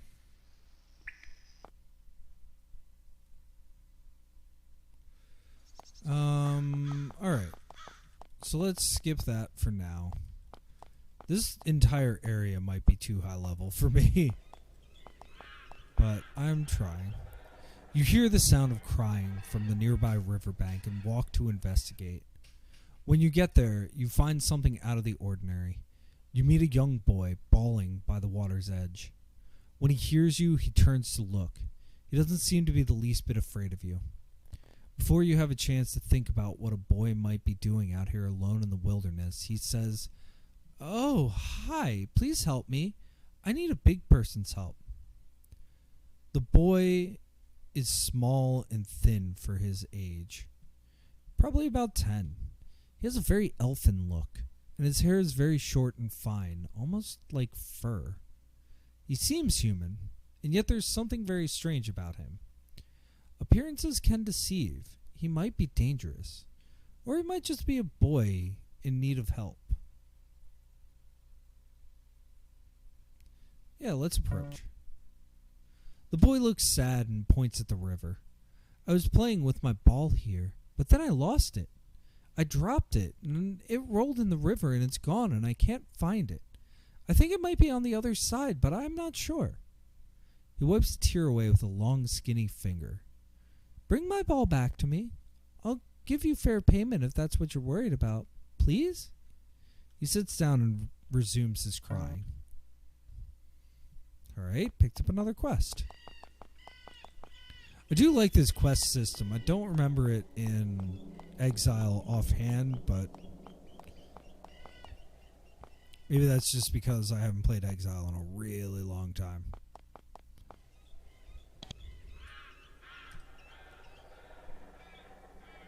Paul's Fishery, West. Wanted to eat some tasty fish today. 'Cause I don't want to go in places yet. The river is spanned by a beautiful marble bridge, which shines brightly in the constant sun. It's not a fancy design, just a polished, lightly curved sheet of stone over the gorge, which with posts below for support. Unfortunately, your progress along the bridge is blocked by an awkward standoff. On one end is a small band of traveling brigantes, furious and highly armed. Blocking their passage is a large group of Fomorians, armed with crude swords. They taunt a group of natives with hand gestures and loud, rude noises. They get very quiet when they see you, however. One of the Brigantes walks up to you. Our progress is blocked. There are a lot of Fomorians on the bridge. Perhaps we can declare a truce for the moment and fight them together? Yes? No thanks. The natives make derisive noises at you as you leave them to the fight. They resume their grim, quiet standoff. Now let's join them and see. Just want to save before, I just get completely wiped in one stop. I have a feeling that this is not going to go well. You may not have much in common with these people. One thing you do share, though, is the love of a good fight. Stand shoulder to shoulder and rush the Fomorians defending the bridge.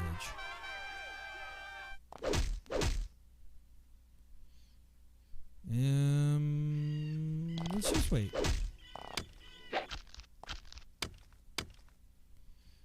Okay, yeah. Ooh, no, cancel.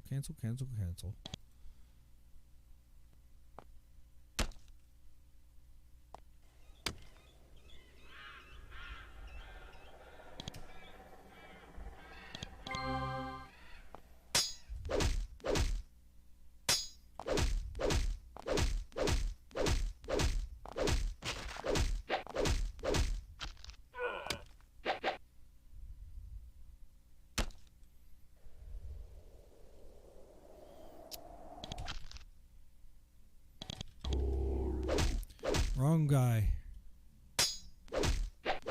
Did not help anyway. Yeah. This is not going well, huh? Oh, we'll see.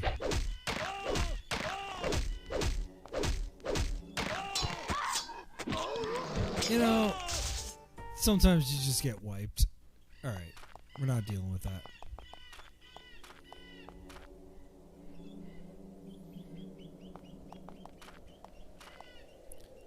You've reached Paul's fishery. There are several men and women working here, pale, skinny, lithe folk with short, soft brown hair.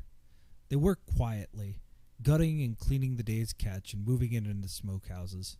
They are pleased by the approach of potential customers, and Paul, a smiling, soft-spoken fellow, comes out to greet you. Welcome, warriors. Would you care to sample some of our fishy wares? He leaves. He smiles, revealing small, sharp teeth. Freshly killed. Yeah, buy some fish. Oh, it's super cheap. Yeah, we're gonna... 6 fish. I think 6 fish is enough. Thank you, fighting man.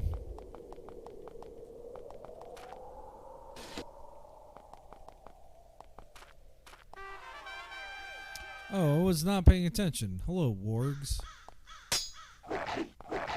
Oh, these guys are gonna kill me.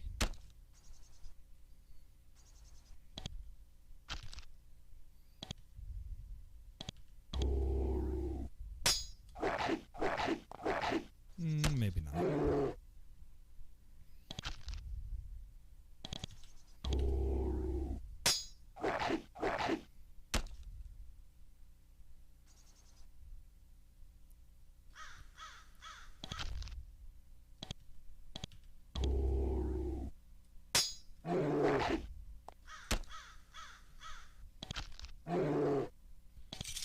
Nice.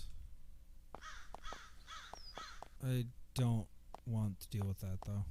And that looks like a bear. Yeah, that's a group of bears. Oh, let's just get over it. It's 2 bears. Great.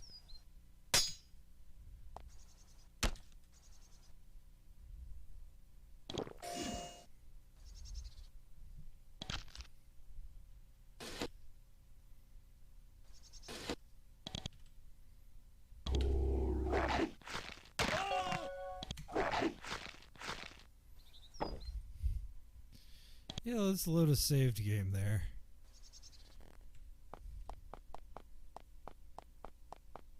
I'm not letting these bears get anywhere near me.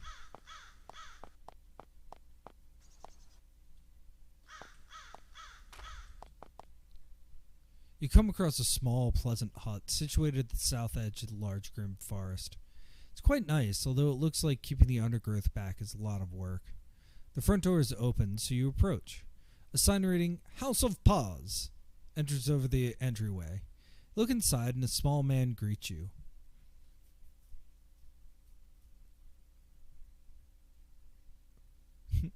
Okay. Hello, travelers. I am Paz. Come on in. On second look, you realize that Paz isn't a man. He's only about 4 foot tall, and hair seems to be sprouting out of every available location. His fingernails are long and thick, and his face makes him look half badger. Ah, bet you've never seen the likes of me before. But what of it? Human or gnome, I still have the best prices in Shadowvale. Fresh drake meat, yummy. Put some hair on your chest, or wherever. Come in and shop. Yeah, let's enter. He's a butcher. He's got weird meat. He's got dried meat. He's got fish. I don't have any. Oh, and bears.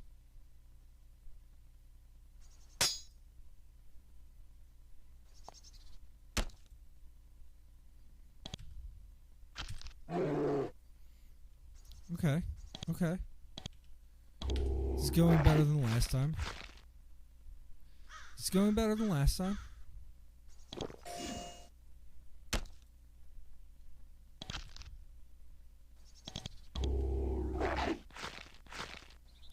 Yeah, just keep aggroing that dude. Nice. Alright, bears, no longer a problem. But if I'm ever hurting for food, I know where to go. And again, if I'm like hurting for food that bad, Spire Woods. That's probably the woods I need to go to. Or maybe there's... I don't know. Someone has managed to drive a road through this dark, impenetrable tangle of a forest. The ground to either side of the road has been kept clear of flora, but it seems like the trees and vines could slither in at any moment and overwhelm it. The woods are eerily silent. There are no sounds of animals, no rustling in the undergrowth, not even breezes dare encroach on this strange forest. Everything is shadowy and still.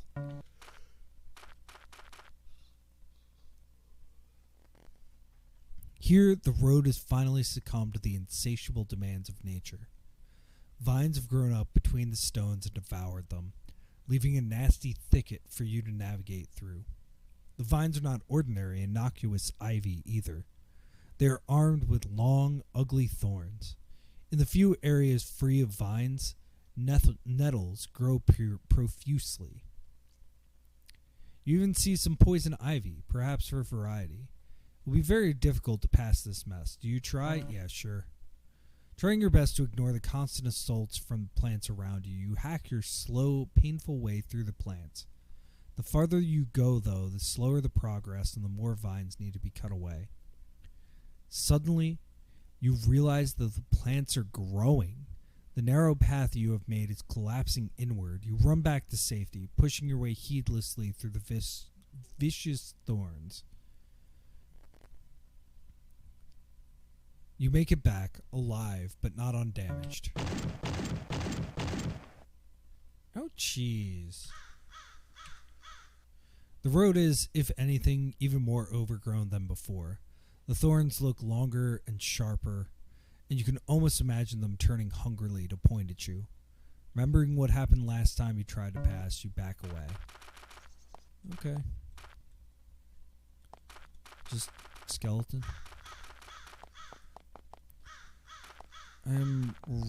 What I'm trying to find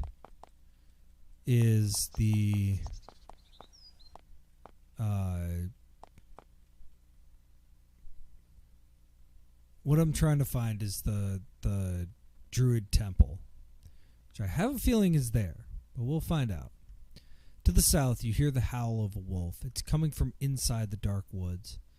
Then, suddenly, abruptly, the howl is cut short.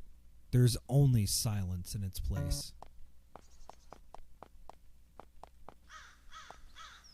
Maybe if I went a different route? You circle around the dark woods.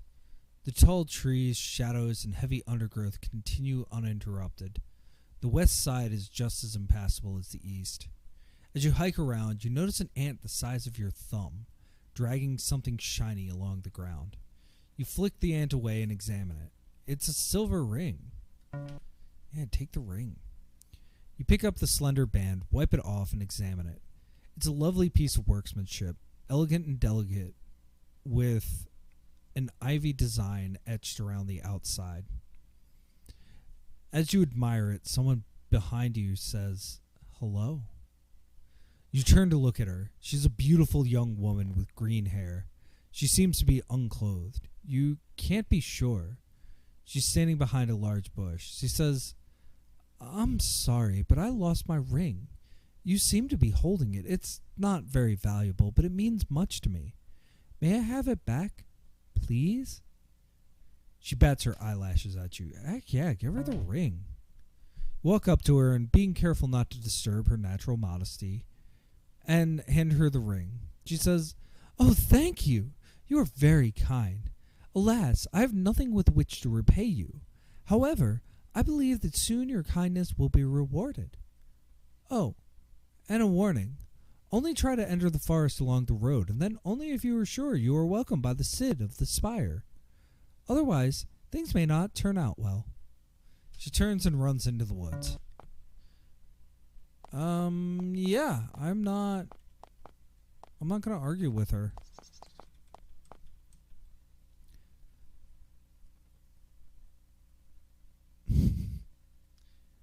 Attacked by pine cones.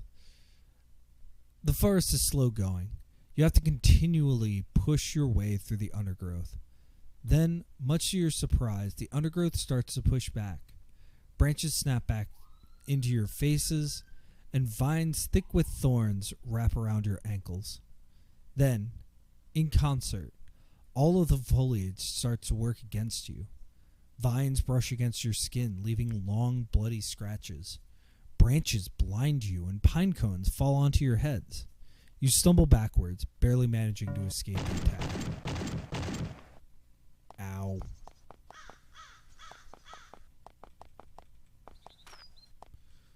This is a new bridge. You cross a narrow stone footbridge. It's nowhere near as impressive as the huge sparkling bridge to the east. It's nicely built, however, and it's stood here for many years. At the east end, you find a human head mounted on a post. When you get a close look at the head, you gasp. It's clearly the head of a young Roman man, probably a soldier. Who would be foolish enough to murder a Roman? Shaking with fury, you remove the head from the post and bury it.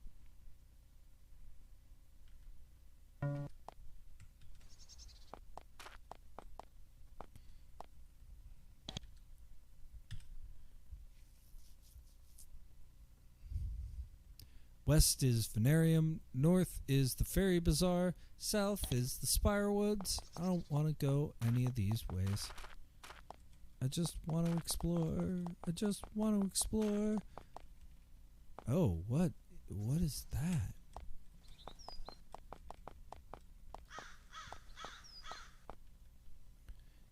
Inside this grove of trees, the ground is littered with bones. Some from animals, some from humans, or at least humanoids. Doesn't look like you need to worry about your own health. They're all dry, mossy, and old. Since it doesn't look like anything dangerous is lurking about, your adventurer instincts take over. You look around for treasure. You aren't able to find any gold, weapons, or other such goodies.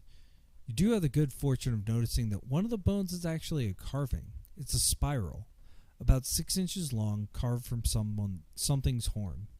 Doesn't seem valuable. It is interesting, though. Yeah, take it. You have received a special item.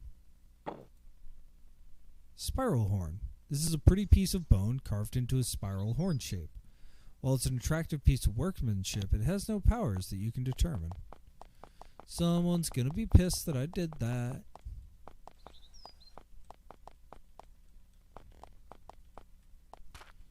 So I'm just trying to... Oh, God. Oh, man. Purge venom? Yeah. And I found a cave. Selkiehome. The sign to the west reads Selkiehome in large letters. Several lithe, unarmored guards are standing watch around the periphery of the entry cave. Their hair is very short and soft. They must be Selkies, whatever those are. Whatever they're like, they enjoy moisture. These tunnels are very wet. You can see an underground river running swiftly by to the west. They have also set up several skull totems at the entrance in an attempt to look fierce. Most of the skulls are very old and cracked through from battles long past. The Selkies are watching you carefully, but they don't seem to incline to attack you. Yet.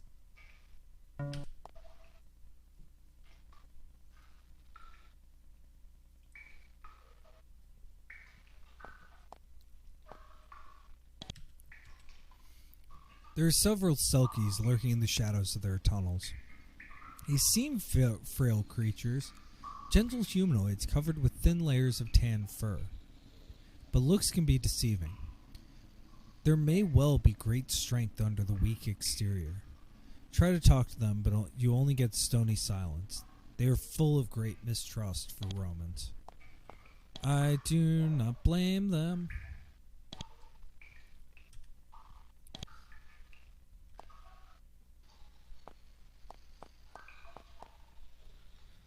This guard post is, oddly enough, abandoned. Selkiehome must be strangely underpopulated for their watch stations to be left abandoned like this. I'm not looking to do anything. I'm not trying to steal. There's weird meat everywhere.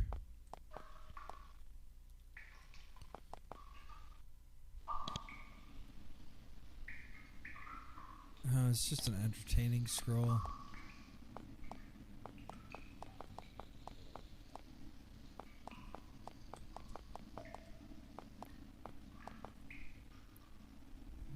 No.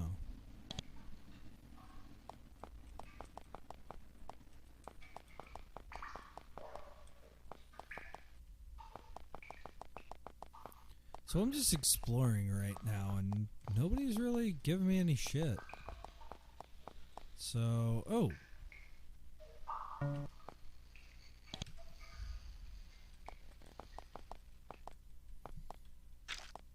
Well, I'm gonna leave.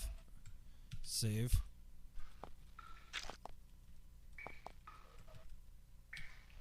Yeah, let's open it.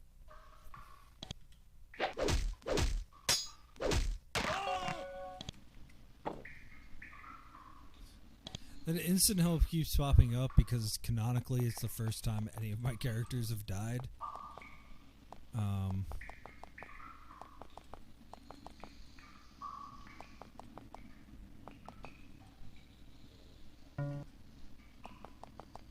need to buy lockpicks again. I'm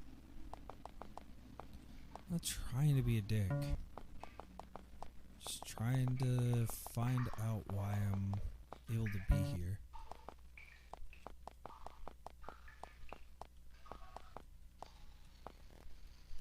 This is the Selkies' common room. There are tables and chairs, roaring fires, and ovens for breaking bread. Several Selkies are going about their business, watching you carefully as they do.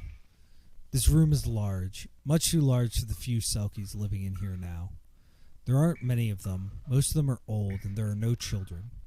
Maybe the children were put into hiding when they saw that the humans were coming. Or maybe this tribe is dying out.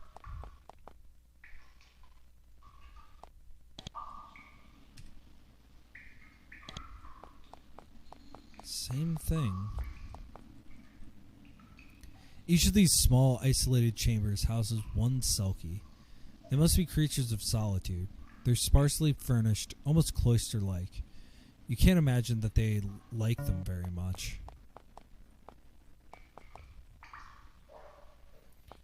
Random Selkie in their home. No dice.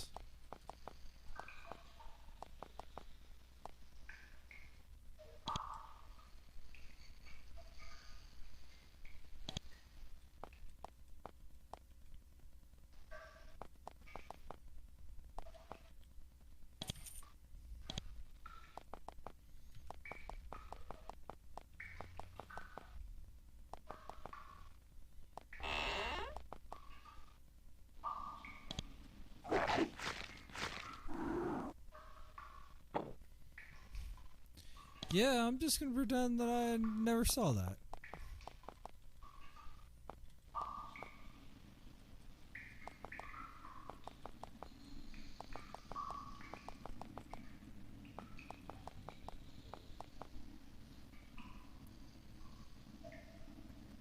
So we've explored all that. I mean, this can't just be like window dressing. But without better lockpicking skills, without better everything, I think I am stuck in here. So we'll go back. But good to know.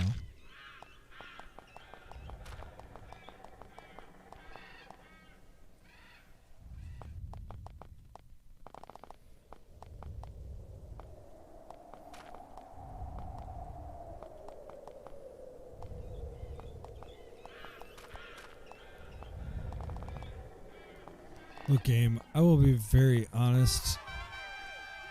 It's only 3 of them.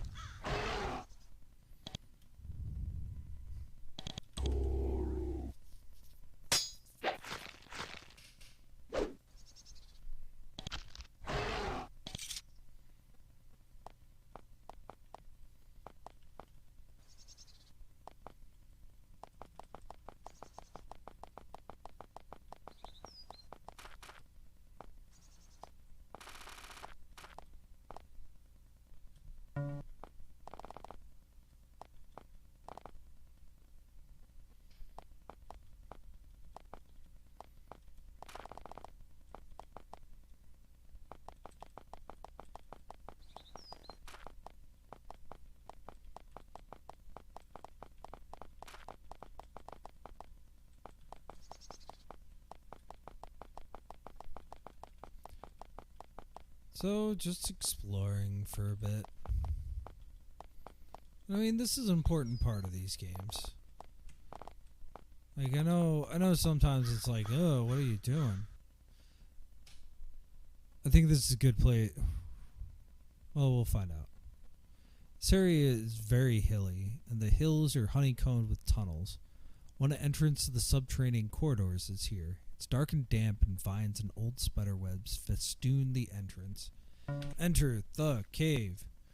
The corridor twists and turns for about 100 feet and ends in a tall, dusty cave.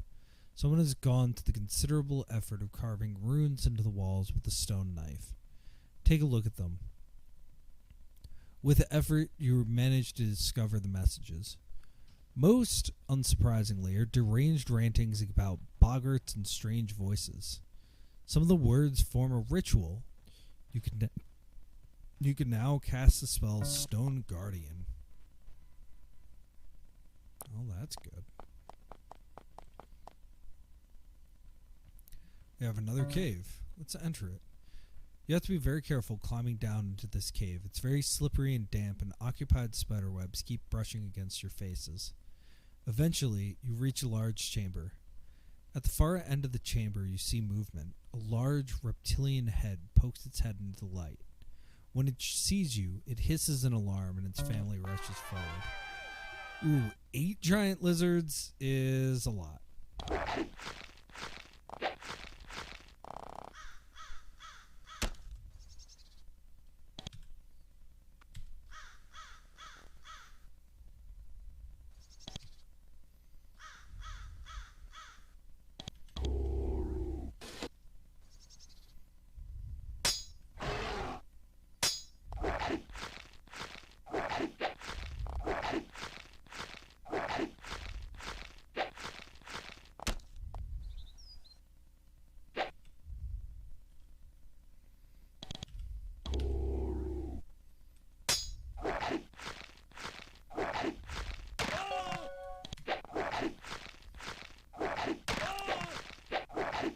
I think with this party wipe, we call it a night.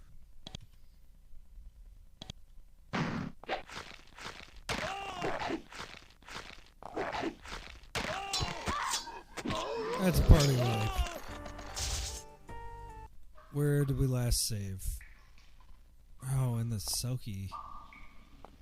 Alright, let me get out of the end of the Selkie tent.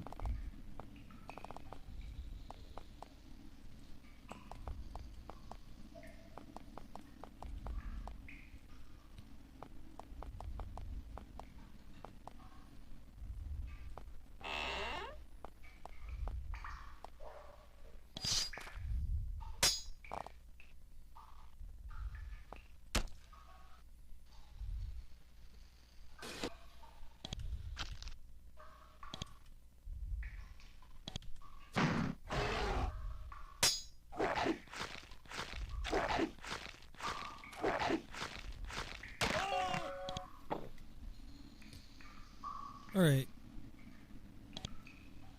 We're just going to quit for the night. Thank you so much for hanging out. I hope we found some pretty cool plot. We definitely got further, which is always good.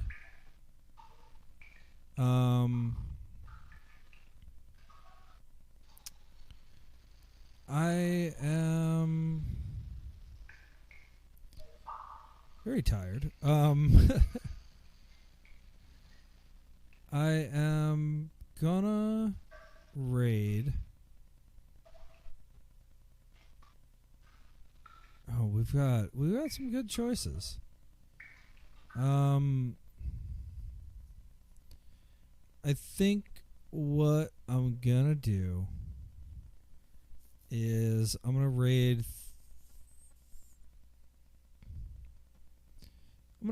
Thor Effect. He's on a mission to play every single NES game, and he is very early in it, but he's a very nice guy.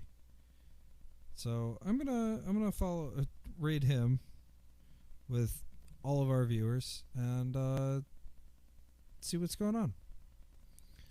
So yeah, thank you so much for like indulging me on this nostalgic little journey. We will get further. Exploration is like the main thing at this point. We need to find where we need to go in order to get there. And it's definitely an old school RPG.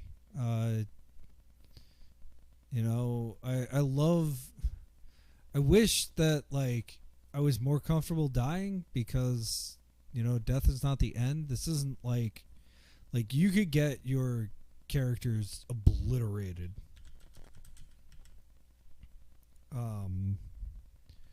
which sucked in the last ones. They would get dusted, they'd get turned to stone. There were all these different ways, and at least now it's a little bit more forgiving, and I kind of like that. But I still don't want to have to carry a bunch of stuff. Although I don't know, maybe we can actually do it now, given that I sold a bunch of vendor trash equipment. But we will find out next week. I'm gonna be playing this on Mondays until I beat it. And then maybe we'll see other things. We have Text Adventure Tuesday tomorrow. We will be finishing The Weight of a Soul, and then doing something else afterwards. I'm still kind of figuring out what that something else is. It might just be doing some 80 days. I think that would be fun, just to relax a little bit after the last chapter of The Weight of the Soul. And then we have FMV Friday on Friday, which I will be doing something. I have not chosen yet. There's a lot of great choices. I think I'm gonna keep up the vintage vibe. I'm gonna try to find something that is not like scary in any way or kind of intense. But maybe it'll take a while. We'll find out. So yeah, thank you for hanging out. And I just hit the wrong door effect. Door effect. Well, nope. We're gonna raid. I can't figure that out. I'm sorry. We're gonna raid Ben Costello, who's doing Hypnospace Outlaw, and pretty deep in it.